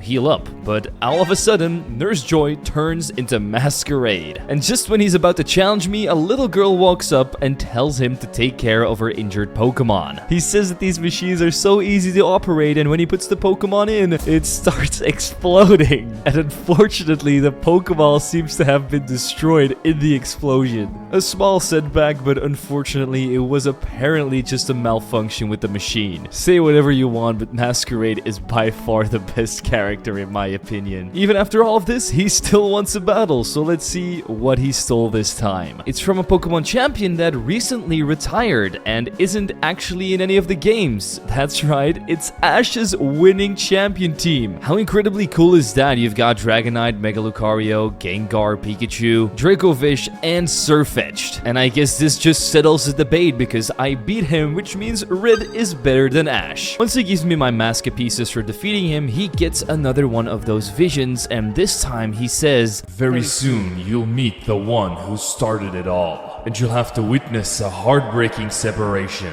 You'll have to make the right choices soon between becoming a tyrant's valet or taking up the flag of the revolution. Then he snaps back to reality and can't seem to remember what just happened. So with his migraine, he once again bids us adieu. Just as we thought last time, we run into Volo again. He still hasn't left the region, and after he gets destroyed in yet another Pokemon battle, he says that he's going to keep surveying this region, but he's scared that what he's looking for is not here. Very mysterious, but not as mysterious as How popping up here too. He just came back from a stroll in the Alola region, and all of a sudden he ended up here. Since he's also an avid battler, he wants me to defeat him in a Pokemon battle. And once you're able to take him out, he gives you the choice between the 3 Alola starters, which is always incredibly nice. Your boy picked the best competitive beast though, Incineroar. Unfortunately, we have no way of sending him back, so we leave Haubi and go to Vermilion City to beat Lieutenant Surge into the ground. He was, however, still happy to see me again, but even a tough military man like him couldn't stand up to me, a master. Once we salute away the lieutenant, we enter Diglett Cave, but feel that something weird is happening. We've entered a different dimension, and after exploring around, we quickly find out that this is the dimension that Cyrus has been sent to. In here, he can somehow perceive emotions again, and he thinks that it's been ages that he's spoken to anybody. But if I'm here, that means that he must have been released from that place. He wants me to explain to him where we are, but unfortunately, I don't know. And while he thinks that I'm keeping quiet, he also says that my existence here is a nuisance. While he was in the other world, everything was silent, and all of that emptiness was his vision of paradise. But now that he's back in this world, he can't accept that. All this noise, this feeling of being alive.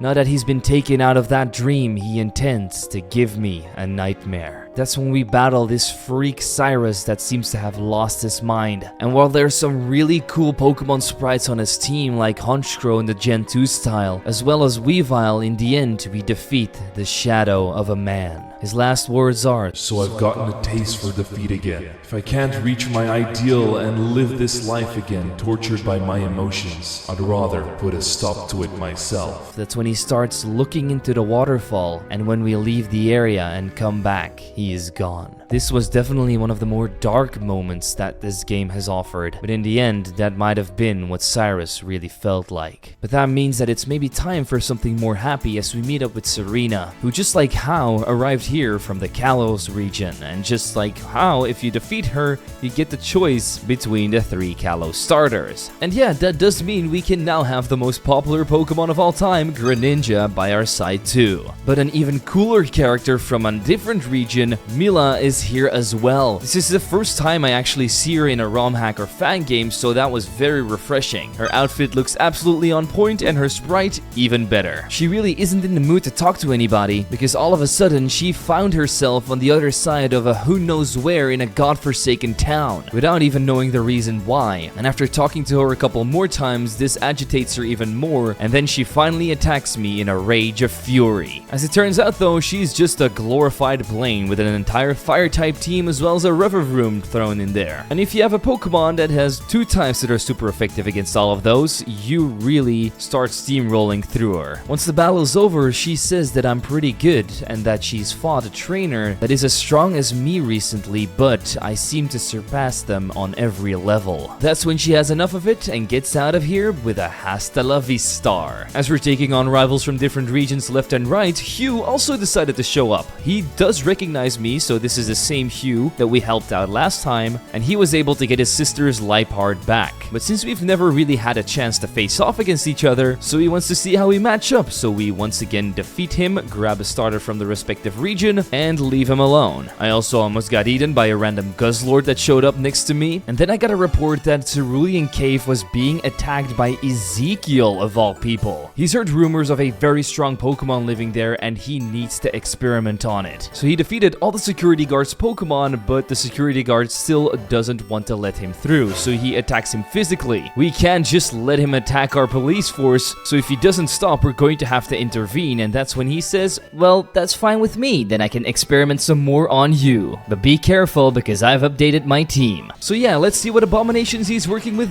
this time. He started off with a weird shoutout that just set up a Tailwind. Next up, a Wigglytuff with Flame Orb that died before he could use its special moves. I mean, a Cramorant and Zebstrika that had nothing special from what I saw, but then a Crobat that finally took me out with a Hurricane and also had a Flame Orb on it for some reason. Pikachu one-shotted it with Thunderbolt, and his last Pokemon was the same Feraligatr that's a Water-Fire type, which we also take down with some electricity. As it turns out, he also has a different team with him that he's going to use on Mewtwo, so he goes in anyway and we have to go after him to stop him. He knew that I was going to follow him, and he also knows what's in the end of this cave. You see, he found some old documents from the Pokemon Mansion on Cinnabar Island, and so he's here for the mutant Pokemon Mewtwo, but he couldn't care less about owning such a Pokemon because it's not his work. He just wants to do some experiments on it with his own Pokemon to see how strong it really is and how he can make his own Pokemon even stronger too. We warn him that Mewtwo is incredibly dangerous, but he says that he's even more dangerous himself and that he'll show it to me right here and now with his second team. He had a Facading Fearow, an Earthquaking Ambipom, a Dark Pulsing Noivern, a Swords Dancing Durant, a Torch Singing Pyroar that also had Sparkling Area, and lastly was once again the Feraligatr. Once the battle's over, he seems very surprised that we've improved so much in such a short time span, and he's even going to let me take on Mewtwo because maybe I'll have the audacity to capture him and then he can fight him that way. I think that's a pretty good idea, so let's capture the master of all the Psychic type Pokemon. Definitely not an easy capture considering it's a boss Pokemon. He's level 100 100 and he can basically one-shot everything on my side. In the end, I got lucky by capturing it at full health with an Ultra Ball. With this new powerhouse on my team, we suddenly get a call from Lilith, who needs my assistance at Route 11. She's here with a man of Sylph Co, with a wormhole that just opened up. Apparently, the best man at Sylph Co just rushed in here without a second thought, which means the D-Squad has gotta go save him before something bad happens. We end up in Moss Deep City and me and Lilith decide to split up to cover more ground, but we quickly realize that there's something wrong here because once we enter the gym, we see that Tate and Liza are not the gym leaders. It's Archie and Maxie, but they're not leaders of Team Magma or Aqua anymore. No, they're actually just some regular dudes that are wearing some pretty horrendous outfits. Apparently, they just got attacked by a previous challenger that spit on their name as well as the one of the Pokemon League, which sounds a lot like Ezekiel. These two have an incredible chemistry, with Maxie being a very stiff and very dry personality, while Archie is really outgoing and fun. Lilith also comes in and says, "I knew it, you went straight to challenge the local gym leaders." What can I say, lady? I love battling. Archie immediately thinks that she's my supportive girlfriend, and Maxie just thinks Archie's annoying. And even though we're not here to challenge the gym, they aren't going to let us go without a fight, it seems like. Because if Archie doesn't get his fight, he's going to become unbearable, and that's not something Maxie wants to deal with right now, so I guess we'll just have to entertain them a bit. They have a weird mixture of water and ground type Pokemon with a Claydol, Wailord, Mega Swampert, Slowking, Flygon, and Steelix, but with my very own Mega Swampert and newly acquired Mewtwo, there was really nothing stopping me after they set up the rain for me. They're very impressed with our battling skills and want to give us the Mine Badge, but unfortunately we can't accept it, which makes Maxie really sad as this is the second time today that somebody's refused his badge. So Archie wants to treat him for lunch, but he would rather die than go to lunch with Archie. But then he thinks about it. If he can eat enough to ruin him, then he'll agree. I really love the dynamic with these two, but we're going to have to leave them alone and check out the rest of Moss Deep. Something's going down at the Space Center, and after we go and take a look, we see that Steven Stone and Wallace are the leaders of Team Aqua and Magma in this game, and they're not just working opposite of each other, they're working together. Lilith tried to take them on, but she was overwhelmed by their power. But luckily I have arrived, a second trainer that wants to stand in their way. Their plan is to take the rocket fuel and split it down half so that they can both fulfill their purposes, which is honestly what Team Aqua and Magma should have done in the first place. But then Ezekiel comes up just when we're about to start the battle, and he actually wants to join my side for once. Wallace says that he doesn't have time for our reunion because we're just talking with Ezekiel about how he got here, but his answer to that is, Shut up! Who told you you could talk? Wallace is basically furious at this point, so let's take him on. Despite being the leaders of Team Aqua and Team Magma, they still seem to have their regular specializations in water and steel. With Ezekiel's illegal Pokemon by my side, however, they basically stood no chance. Even his Garchomp, who was basically just a regular Garchomp, got Earthquakes, Stealth Rocks, and Flamethrowers to make their lives absolute hell. And in the end, even their Milotic and Mega Aggron couldn't stop our onslaught of attacks. Once they admit defeat, Ezekiel tells them to run away crying, and just as Wallace is about to blow up, Steven tells him to calm down, because he got a crucial piece of information from us that lets him believe that we won't be around for too long anyway, which is right because we have to get back to our own dimension, and then they can just execute their plan after we're gone. So for now, they're going to withdraw. We say goodbye to the evil versions of Wallace and Steven.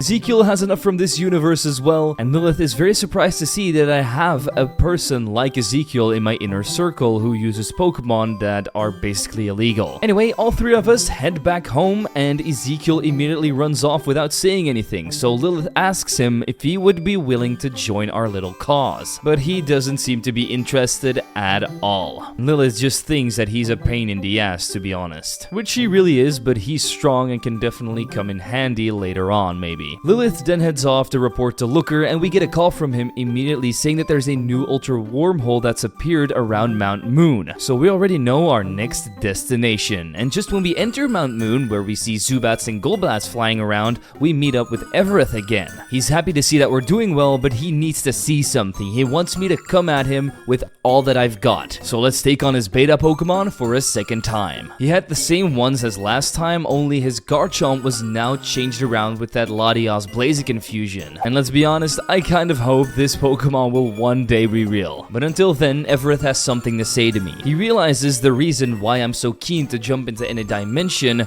regardless of what happens next. And that's because I have a blind confidence in my Pokemon as well as my trainer abilities. So now he knows he can finally 100% trust me. He's going to tell me everything, but first we have to go to his cruiser, which is this very futuristic looking machine. This is also the thing he uses for interdimensional travel. He designed it with materials from different universes and intends to destroy it when all of this is over. You see, in his universe he was obviously a quantum physicist, and he really wanted to put the multiverse theory out there for everybody to see, but nobody would believe him. That's why he created this with something called Astra Energy, and of course he wasn't aware of the dangers this multiverse could conceal. The first time he ever traveled to another dimension, he came into a world that he could not describe to me because his memory was totally wiped from it. He just remembers communicating his formula and its contents to someone else. He also remembers trusting somebody because he was full of curiosity about other universes just like him. But he soon realized that this person wasn't going to use this formula to do good. He only had the time to flee before this person ordered his elimination. But of course they never managed to steal the Astra Stone from him. Then once he got back to his own dimension, he realized that time had moved differently and everybody he knew had already died. But because there was way more technology in his world now, he could make a lab and was even able to analyze the flow of dimensions. And so he had realized that somebody had already created different universes by traveling to different ones, and the ones that were created that way were not supposed to exist in the first place. And from that we know that the person he met on his very first dimensional travel was probably Spectra, and they're probably doing it with a possible copy of the stone he designed as a power source for their devices. That's why he wanted to stop me from traveling, because he didn't want anyone to lose their life because of his naivety. As it turns out, his Astra Stone has not held up due to his previous repeated trips and has now shattered into multiple pieces, and they've been scattered across different universes in time and space. So at this point he's still trying to figure out their coordinates so that he can eventually get all of them back. And so he asks my help in fighting all of these fragments back. We can accept or refuse here, but we've already gone too far to refuse, so let's help our boy Everett out. He's going to contact us once he has the right coordinates, and we can't tell this to anybody because 2 people is already way too much to interfere in this many universes. So after agreeing to all of these rules, he finally lets me go, which means we can go and complete our mission. Which means it's time to jump into another portal, and this time it's leading us to the Pokeball factory in Kalos, where Team Flare is already taking it over. We destroy all of the grunts but don't see their admins anywhere. Instead, we see 2 people from Team Coronos, and their familiar faces, Goliath and David. They seem to be expecting me, as Goliath already asked Master Spectra to take care of me personally, and even David wants to neutralize me and bring us to his master as fast as possible. So let's show them that these commanders combined are still not enough to beat me. Agatha would be incredibly proud of them because they exclusively use ghost types. And once I learn my Mewtwo Shadow Ball, that basically means that this battle becomes obsolete and incredibly easy. At least that's what happens when you throw in my Haxorus, Venusaur, and Charizard in the mix as well. Goliath can't believe that I'm this strong, and next time he will personally take care of me,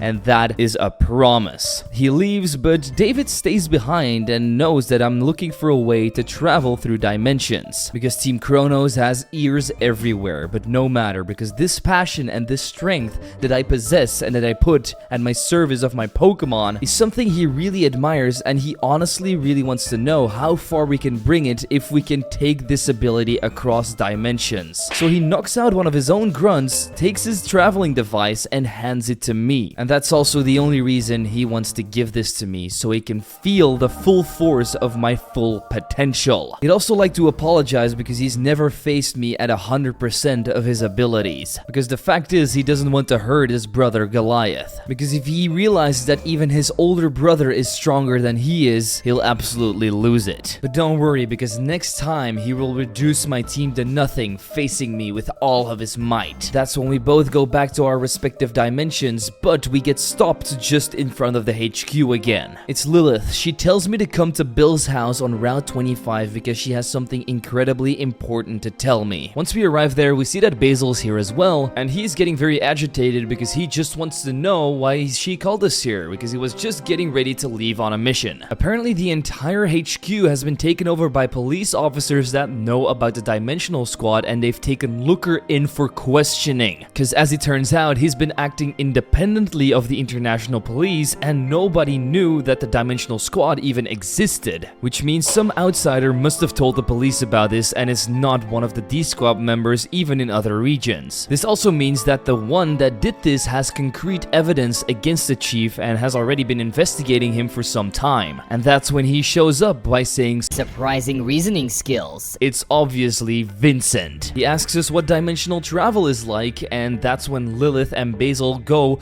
did Red tell this guy everything? So they're immediately starting to turn on me, but Vincent says Red has nothing to do with it. He's been doing his own thing by investigating these wormholes too. He basically knows everything about the D-Squad and that we work for Looker. He's also the one that turned all of this information into the police. He has no demands or anything. The only thing he says is that he's not a fan of the schemes pulled off by that incompetent Looker. Basil is starting to get very agitated as he's insulting our boss and really doesn't want him to be able to get away with this. Luckily, Lilith steps in at the right time, saying that that's enough because violence here won't stop anything. Vincent says, however, that it's nothing personal, but he is surprised that trainers are stupid enough to follow the instructions of a mere stranger because we all didn't know Looker before this. But he also admires the fact that there are such courageous trainers that would do all of this without a second thought. However, he says that we need to start researching the man we're working for more, because he went through several old newspaper articles about him, but nothing turned up. And everything that he can find dates back to 2 years ago at the earliest. Not even in any other region has he been mentioned. He suspected it was a code name, but there's no trace of a private detective or of an agent acting on his own like Looker is right now with the Dimensional Squad. He's even been able to get classified police documents, and according to his source, the identity documents that our dear Looker provided were forged, meaning they were false. Which means Looker could literally be anybody. We might have been working for a criminal this entire time, and maybe we're even helping to destroy the multiverse. We don't know. And this is why he had to come and bring this information to us and the police. And just when he's about to leave, Lilith tells him everything, that the organization is trying to save the world and that we don't know what would happen to our region if we refuse to intervene. On top of that, there's also Spectra and his squad who are operating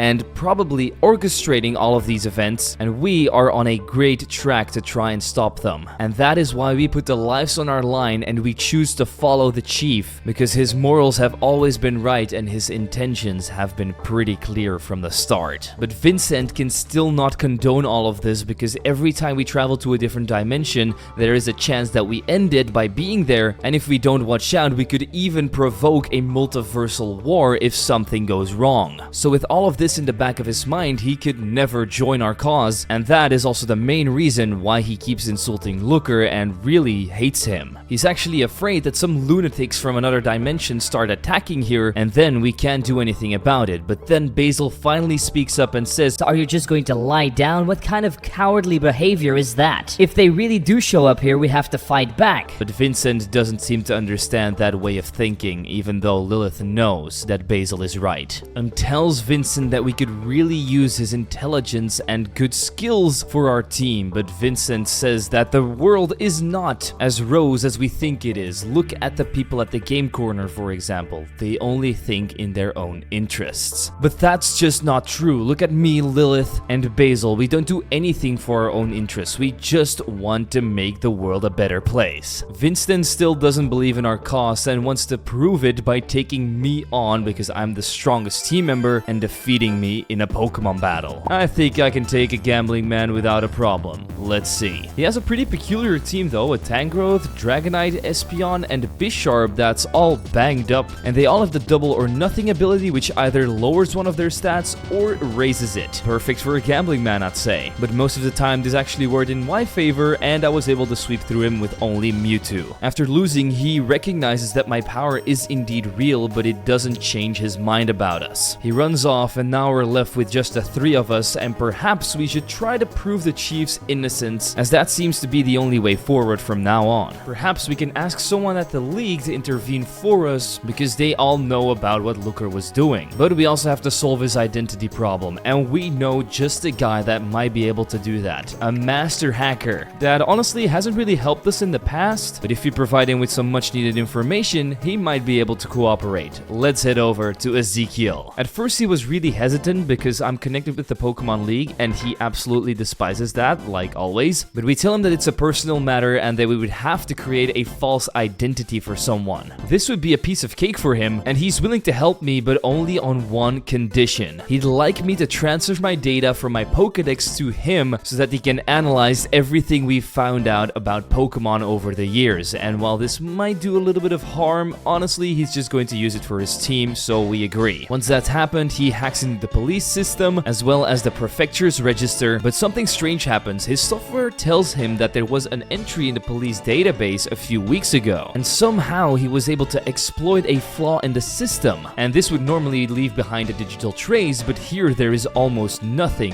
and that's something he's never seen before. So now Ezekiel has basically learned a new and better way to hack, which is also not great. However, he gives Looker his identity and also removes a couple of identities of those morons at the Elite Four, so that it looks more like a bug, and so while they're reprogramming it, Looker's name will pop up again. With that, he tells me to get out of there because he needs to start analyzing this Pokedex. As I'm heading outside, Lilith calls me and says that it was all a mistake with Looker and that he's back at the office. Thank you, my boy Ezekiel. So we head straight to HQ to greet him again. He's incredibly thankful for busting him out and thanks us from the bottom of his heart. And the Pokemon League was able to justify our missions to the international police as well, so everything should be covered from now on. Which also means we're now officially recognized as a detachment in its own right. And what considers Vincent, we should leave him be. Looker doesn't want to provoke him even more. And he also says we should never respond to hatred because one day perhaps he'll realize his mistake. That being said, we have also managed to get this device from the Team Chronos member, and if we somehow manage to find out how this thing works, we might be able to stop them once and for all. But before we test this device altogether, we have a different mission concerning us. Looker has received a call today from Saffron City because they would like to get the rail networks up and running again, and they're asking for our help in case something goes wrong again. So our job will be to board the train and make sure nothing happens and everybody feels safe.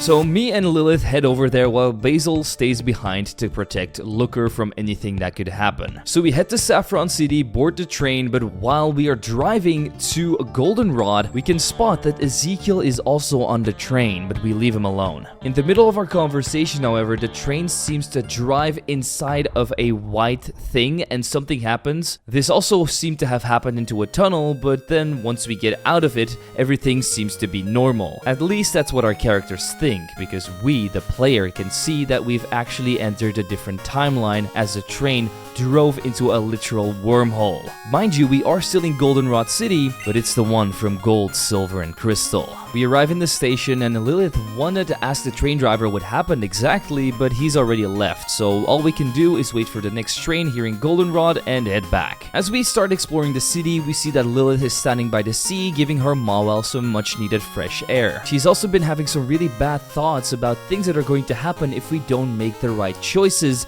and in order to clear up her head, we decide to give her a battle. She added some much needed variety to the team with a Venusaur, Milotic, and Musharna, and even though her shiny Mawile looks great in this art style, we still decide to totally break her. This really cleans up her head and she goes to the Pokemon Center to heal up her team, but we quickly find out that there's a big ass machine here that I've honestly never seen before and I don't know what it is for either. Unfortunately, we can't find anything about it, so we decide to head to the local gym to do some more battling. Whitney is known for a notorious Miltank, but she's already been destroyed by our best friend Ezekiel. I knew he was going to come and challenge her the moment I saw him on that train. He, just like always, is insulting Whitney's battling skills, and when he spots me, he says, Interesting, I even run into you at the other side of the planet. he took the first available train because he wanted to search for new subjects for his experiments, but in the end, he's just going to have to rely on me again. So let's see what Ezekiel is working with this time. An Electros that gets one shot, then a Volcarona where he uses an X special attack 6 on on to max out its stats, but that doesn't seem to work either, as it also gets destroyed. He then got a Flygon that got one shot and a Spiritomb with Dragon Dance, but also Iron Head, which I guess is to deal with Steel-type Pokemon, but Swampert is not a Steel-type, so Earthquake it is. Then a Steelix with Heavy Slam that got surfed away, just like his last Pokemon, the Fraligator. Once the battle's over, Whitney screams, Serves you right, you piece of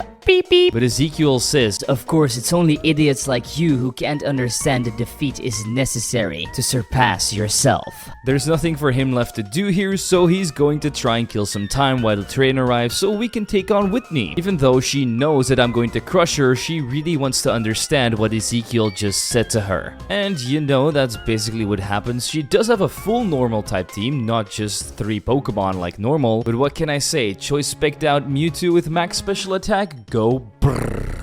With that defeat, she starts to realize that she needs to think a little harder and stop whining about nothing. She thanks me for this experience, we head outside, and Lilith comes up to us saying that she called us a ton on our decom but we didn't pick up. But we actually didn't get any of her calls, which is a little bit strange, but it doesn't matter. Because there's a problem at the radio tower. Team Rocket has arrived there even though they should be disbanded, and we need a team to take them down. She tells me to go find some strong trainers to help us out while she waits at the Pokemon Center for me. First we go to the game corner, and guess who we find there? Vincent, doing what he does best, gambling. We ask him for his help, and at first he doesn't really want to comply, but after we tell him that Team Rocket is in the radio tower, he says that his suspicions have been confirmed, and he still doesn't want to help us, unless we are willing to pay his prize, which is 50,000 Pokédollars, because that benefits him the most. I guess we need all the help we can get, and since we're red, we have more than enough money from beating up trainers. On top of that, he also wants to fight with me to test his skills out, so I guess we can just get this over with. He had the same team as last time, the only thing he added in was a Jellicent, so yeah.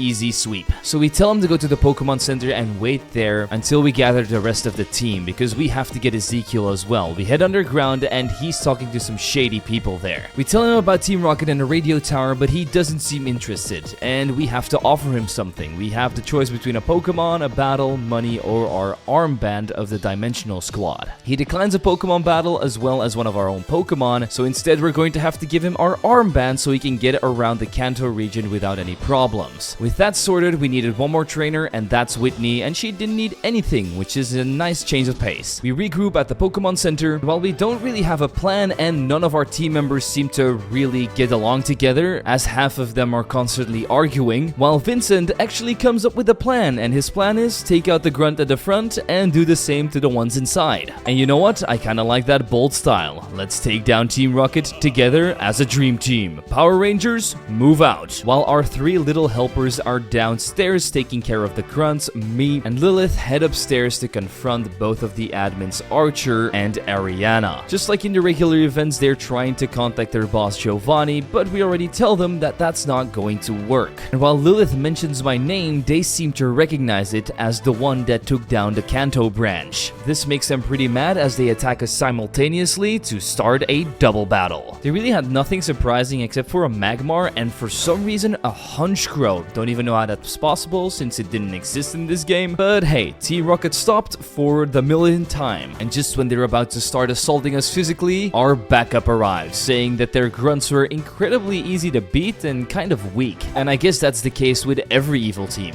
Like, why don't they have super grunts? That would make them a lot more threatening. So we call the police, who can all imprison Team Rocket and thank us for our help. We part ways with our group, and Lilith still says to Vincent that our offer of joining our group still stands, but he says that we shouldn't be delusional and that he will never join a cause like us. But he will gladly show us that he's better than our chief any time of the day. With those parting words, we take the train back home, and just when we enter the same tunnel, the white light happens again, and we get put back into our own dimension. When we step out of the station, we get a call from Lookers saying that the Dimensional Traveler has been stolen and we have to find the culprit as fast as possible. Fortunately, Fortunately for us, just when we head back to HQ, Everett comes up and returns the stolen transporter to us. He needed it to analyze it, and his suspicions were indeed right because there's a micro fragment of some kind of the replica of the Astra Stone in there, which means the enemy does have his formula and we are in fact hunting the same individual. With this technology, however, he was able to improve his own, and very soon he'll be able to track down the Astra fragments scattered across space-time. On top of all this, he tells me that I shouldn't really use this device because we don't know how to use it, and we could end up in a dimension where we're lost forever. He'll be in touch as soon as he finds the fragments, and then we leave and enter the HQ to go talk to Looker and the rest of the squad. They're incredibly shocked to find out that we managed to find the transporter again and ask me who the guy was that stole this transporter from them. Unfortunately, we have to keep quiet about Everett and all of his plans, and luckily they understand that if I remain silent, it's probably for a good reason. And so they decide to trust me anyway. So let's focus on what really matters, and that is testing this device, because somebody could come steal it at any time and we have to do it as soon as possible. But we need to understand that everything can be at risk by activating it, but we have no other choice. We have to take down Team Kronos as fast as possible. And so we all agree to test it right here and now, and it transports us to this weird area which seems to be a storage of some kind, and it seems to be freezing in here as well, and we're having trouble breathing. And then somebody bumps into us asking why we are here, and he kind of looks like Everett a little bit, but it's definitely not him, at least not the version we know. Apparently he has stolen some very important data from this place, as some security guards are after him. He says that we can't stay here because if we get caught by Ragnarok, it's all over for us. He notices the thing around our arm is a transporter, but a rather archaic one. The guards are coming closer and closer, so he rips the transporter out of our hands and links it with his very own to teleport us to his base of operation. He's never seen such a transporter before and immediately realizes that we're from another dimension, because we were in a highly guarded facility in the Lux Zone that nobody is supposed to enter. However, he doesn't want to explain anything to us and tells us to get out.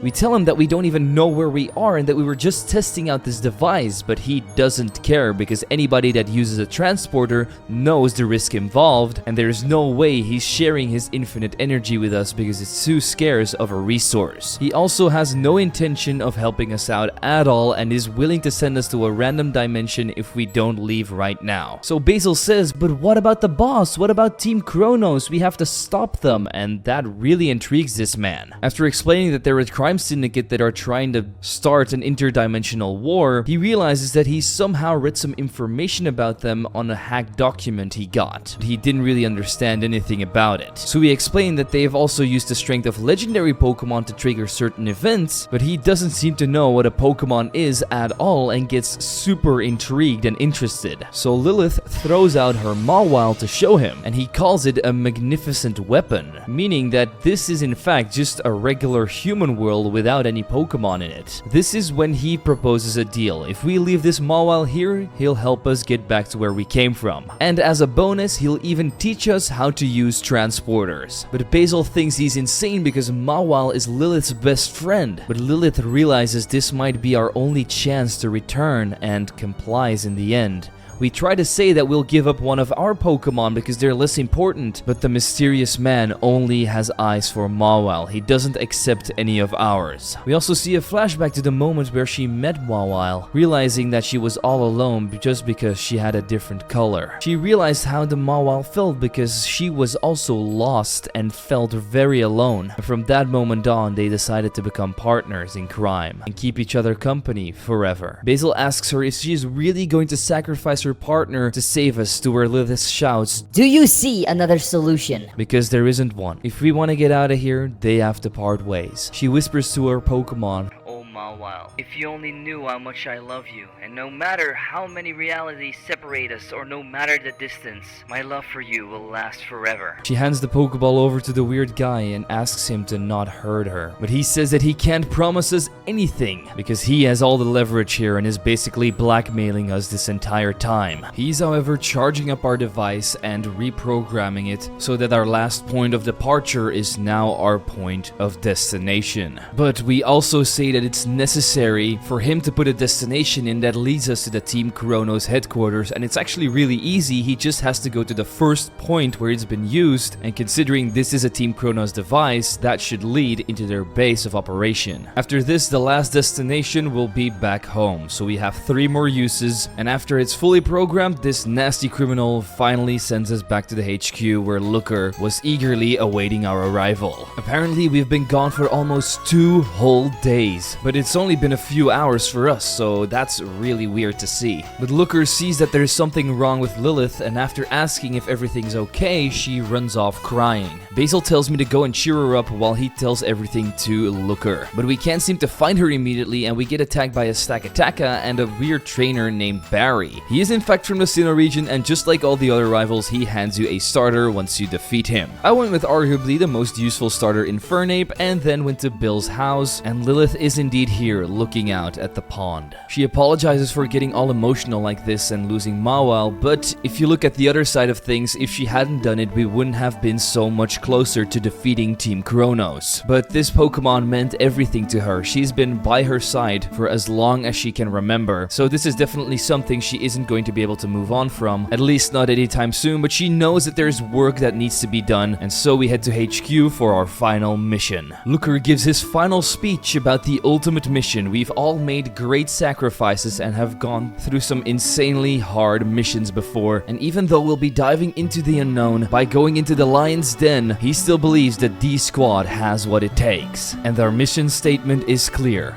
Come back alive. We activate the transporter and arrive at the Team Chronos HQ. Grunts and cameras are all around, infesting the place, so we have to split up to cover as much ground as possible. And once we split up and take on some grunts, we eventually run into Basil again, who really wants to know if we could ever get Mawile back. In the back of my head, I know that we can if we get the help of Evereth. So we tell him yes, it might be possible to find her. And that means Lilith will eventually be whole again. We split up again, and after I try to traverse this maze base, we eventually end up in Goliath's room. He's actually impressed that we managed to sneak in here without any trouble, but there's no way I'm going to beat him this time. He's going to pulverize me by giving it his all, as he starts off with the most popular Pokemon of all time, Charizard, who gets Psystriked by Mewtwo. Then Swampert takes on Crocodile, Aggron, and Aegislash with Surfs and Earthquakes. Pikachu defeats his Corviknight with a Thunderbolt, and then finally he sends out Gengar, his ace in the hole Mega Pokemon. But even that wasn't enough to save him from defeat. After all of this hard work and determination, he still isn't good enough. First it was his brother, now it's me. He can't bear his weakness again and again. He is done with Team Chronos, as he thinks that Spectra is way too strong for us anyway. And he knows for a fact that he doesn't care about all of his grunts and admins anyway. Apparently, they always believed that Spectra had something up their sleeve from the moment he took them in, but his brother David always got better treatment than him. So he tells me to go to the next room where his brother will in fact crush me, but he promises that he will come back one day as my worst nightmare. We step onto the teleport pad and reach David's room. He has been expecting me, and also know that my friends are with me as well, but he's delighted that we're here because now he can finally face us without holding back, as Master Spectra is about to complete his goal while he keeps me busy. He wants to feel all of my emotions, all my hardships, everything I've been through on my journey as a legendary trainer in this final battle. So David, let's bring it on. Don't get me wrong, he has an incredibly cool team with a Torterra, Tyrantrum, and Dragapult that all get one-shot by Mewtwo's Ice Beams, but also a Typhlosion and Lucario that get Earthquaked by my Mega Swampert. Then he sends out his final Pokemon, Tyranitar, and it's Mega versus Mega. And while he is able to outspeed and take me out, it's of no use because I send out Haxorus, click Earthquake 2 times, and win against David's ultimate team. Once the fight is over, he says that he holds no grudges and has no hatred towards me. On the contrary, he knows that I'm way stronger than him now and could really feel my determination in this final fight. He activates the last part of the teleporter for me so I can face Master Spectra and try to stop his plan. But he warns me that he's virtually invincible and is only scared of one person. But never mind that, because we'll find out sooner or later, and in the future we have to watch out for 7 trainers that represent the 7 colors. He thanks me for rekindling his passion for battle, and then we part ways. We step into the teleporter and arrive at Spectra's destination, who's standing in front of an ultra wormhole to complete his plan. He's honored that I, the living legend, the savior of humanity, Red, am here to witness it all. David actually kept him up to date about the transporter he gave me and begged him to not intervene so he could take me out himself.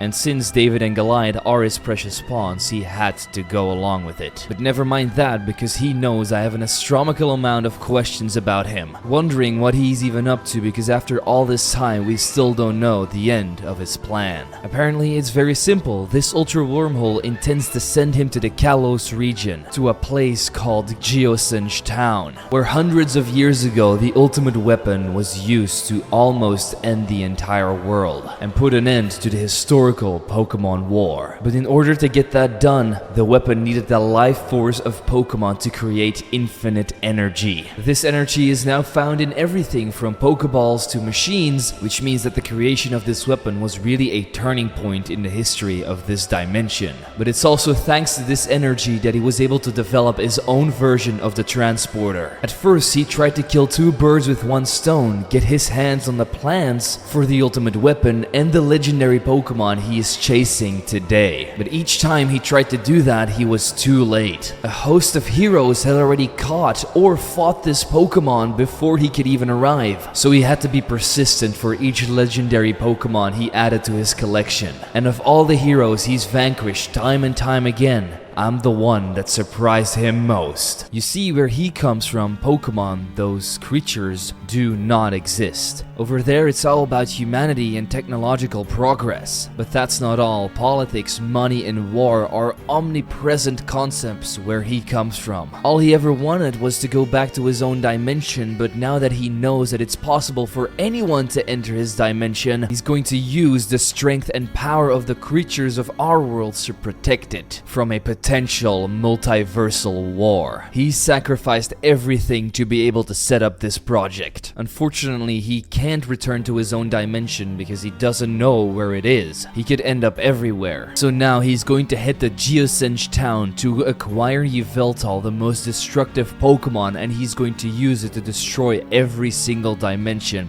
except for his own. And with that, he'll put an end to all of this madness. And if we really want to stop him, we're going to have to face him in the end. He has fought countless heroes and doesn't want to hesitate to add me to that list. He jumps into the portal, and that's when our friends arrive as well. They know that he escaped through this portal, and Basil tells us to jump in, but Lilith wants to wait. She doesn't think she can go with us and wants to battle us right here and now because she abandoned her lifelong friend in an unknown universe. How does she know she won't do it again to us? She isn't sure anymore that she's strong enough to protect anything, and so we accept this fight to hopefully fulfill her resolve. She has her Frozlass, Kingdra, Milotic, and Delphox on the team, but she has now added the legendary Pokemon Mega Latias, the Pokemon she bonded with on her very first journey to Hoenn. Neither me, Basil, or the Chief has seen it, but even with all that, we have no mercy and take it out right in front of her eyes. Oddly enough, she doesn't feel bad about losing to me, she even feels soothed, because after this fight, she knows that the ties with her Pokemon are strong enough to withstand any ordeal. Basil then says that we're going to stop that blonde weirdo and get Mawile back as soon as we do, and so we jump into the portal together and end up in Geosenge Town. Lilith feels like she's having a deja vu, but can't really pinpoint why, so we spread out to find Spectra and end up finding a secret passage inside of a rock formation. It's the Team Flare hideout, which is a group we've already seen before at the Pokeball factory, but this time we're about to uncover their final plans. After looking around a little bit, we find a jail cell with an old man in it that is literally a giant. He asks if we're trainers, and if we are, we really need to try and stop Lysander. But while we're talking, Lilith says that she recognizes his face and all of a sudden gets a headache. We then get a call from Basil that he found a weird red-haired guy, so we have to hurry back to him to try and take him down. There's also a cocoon here that's apparently going open as something crazy is happening. happening. Then Basil goes silent, which means something terrible might have happened. So we hurry it up and get out of here. And so we find ourselves standing in front of Lysander and Yveltal with our two best friends. Lysander has already taken both of them down with his team of destructive Pokemon, and he says that I will be next. He wants to know if Sycamore or Diantha sense us, but that's not the case. And so he says that he's going to use Yveltal to power up the perfect weapon and destroy the entire world, but first I will be his last victim. But we have defeated way more formidable foes. Lysander's team is honestly something a preschooler could beat, and he doesn't even use Yveltal against me. And so with my trusty partner Pikachu that's been with me from day one, I defeat his final Pokemon, Mega Gyarados. Even though Lysander lost, he still orders Yveltal to use its powers on the ultimate weapon, but then a voice says, Stop right there, dear Lysander. it's Spectra, and he says that he's not here to stand in Lysander's way. However, he is here to steal this magnificent creature called Yveltal. And so somehow he uses one Pokemon's move to defeat it and capture it in his Master Ball. But Lysander still says that if he can't use the power of Yveltal, nobody can. He's still about to destroy the region, but Spectra sends him away to the afterlife with an oblivion wing of Yveltal himself.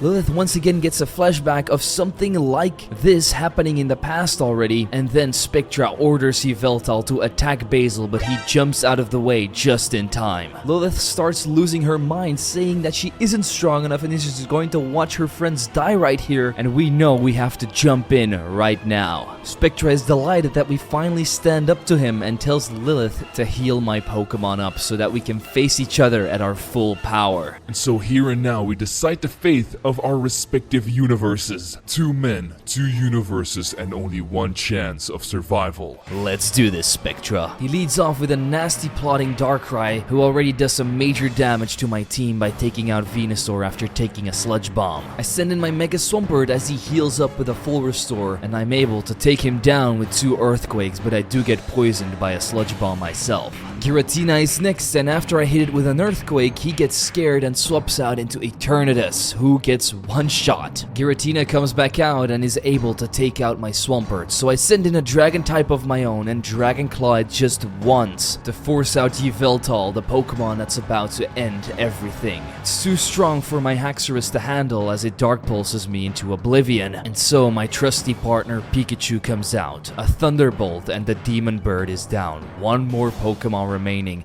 a Mega Houndoom that's been with him from the start and is going to be the guardian of his universe. But how can this guard dog guard anything if it can't even survive 2 brick breaks from a little rodent? Spectra's ultimate team has been defeated, but this seems to be part of his plan because he asked, Are you happy you managed to beat me? Are you happy you followed my plans? Don't be so sure. Did you really think I hadn't considered the possibility even with a 0.01% chance? I've always planned for everything!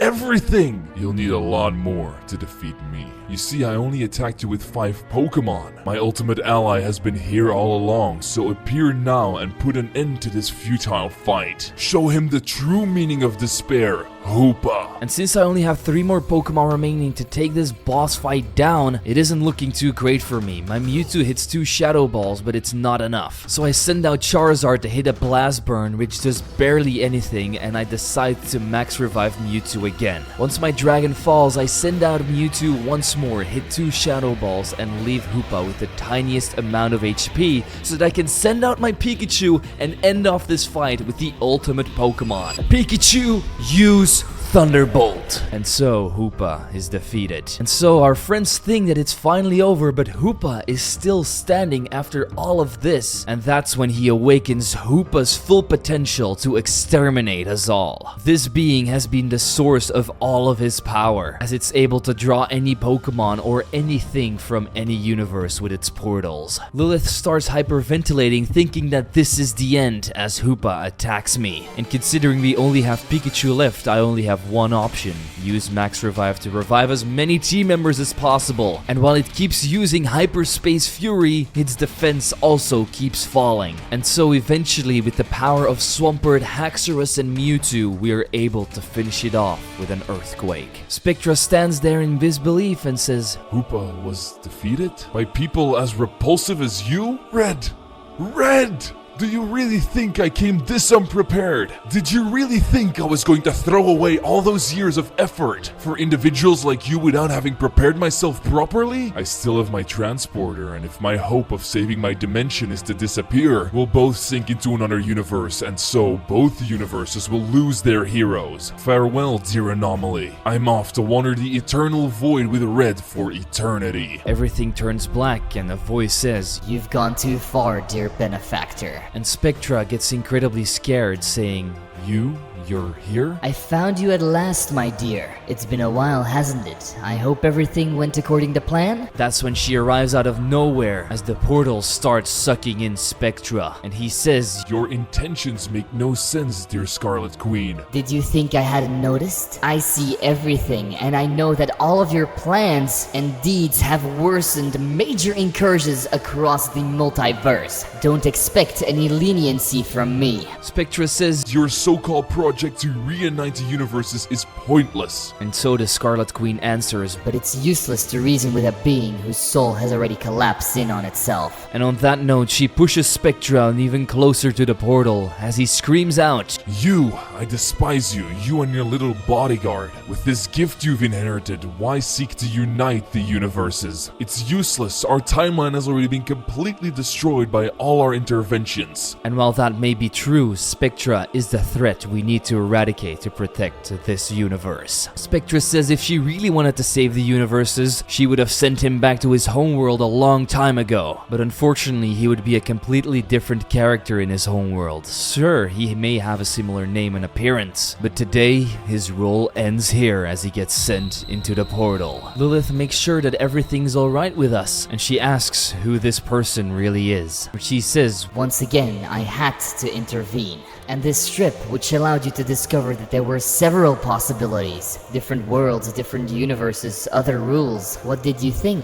then the atmosphere gets really weird and we can barely breathe anymore, and that's when she says, We meet at last. It's been an eternity. I've been waiting for this moment. I saw it in a dream, you know. But never fear, because we'll meet again, you and I. Very soon, at the time of the ultimate advent, and then together we'll be the actors of this meeting. But do you think you chose the best option from all those available? Think about your actions and don't forget there's a being out there who judges your every move. But rest assured, I'll be the one to save you from this being, to free you from fears of the final judgment. The one who will do away with God's will. The one who will overcome the doubts of her people. The blade of the unarmed. I am the Scarlet Queen. and that's when the credits roll and we are left with a ton of questions and mysteries that are still unanswered. But for all of those, you'll have to watch Chapter 2, which is coming very soon.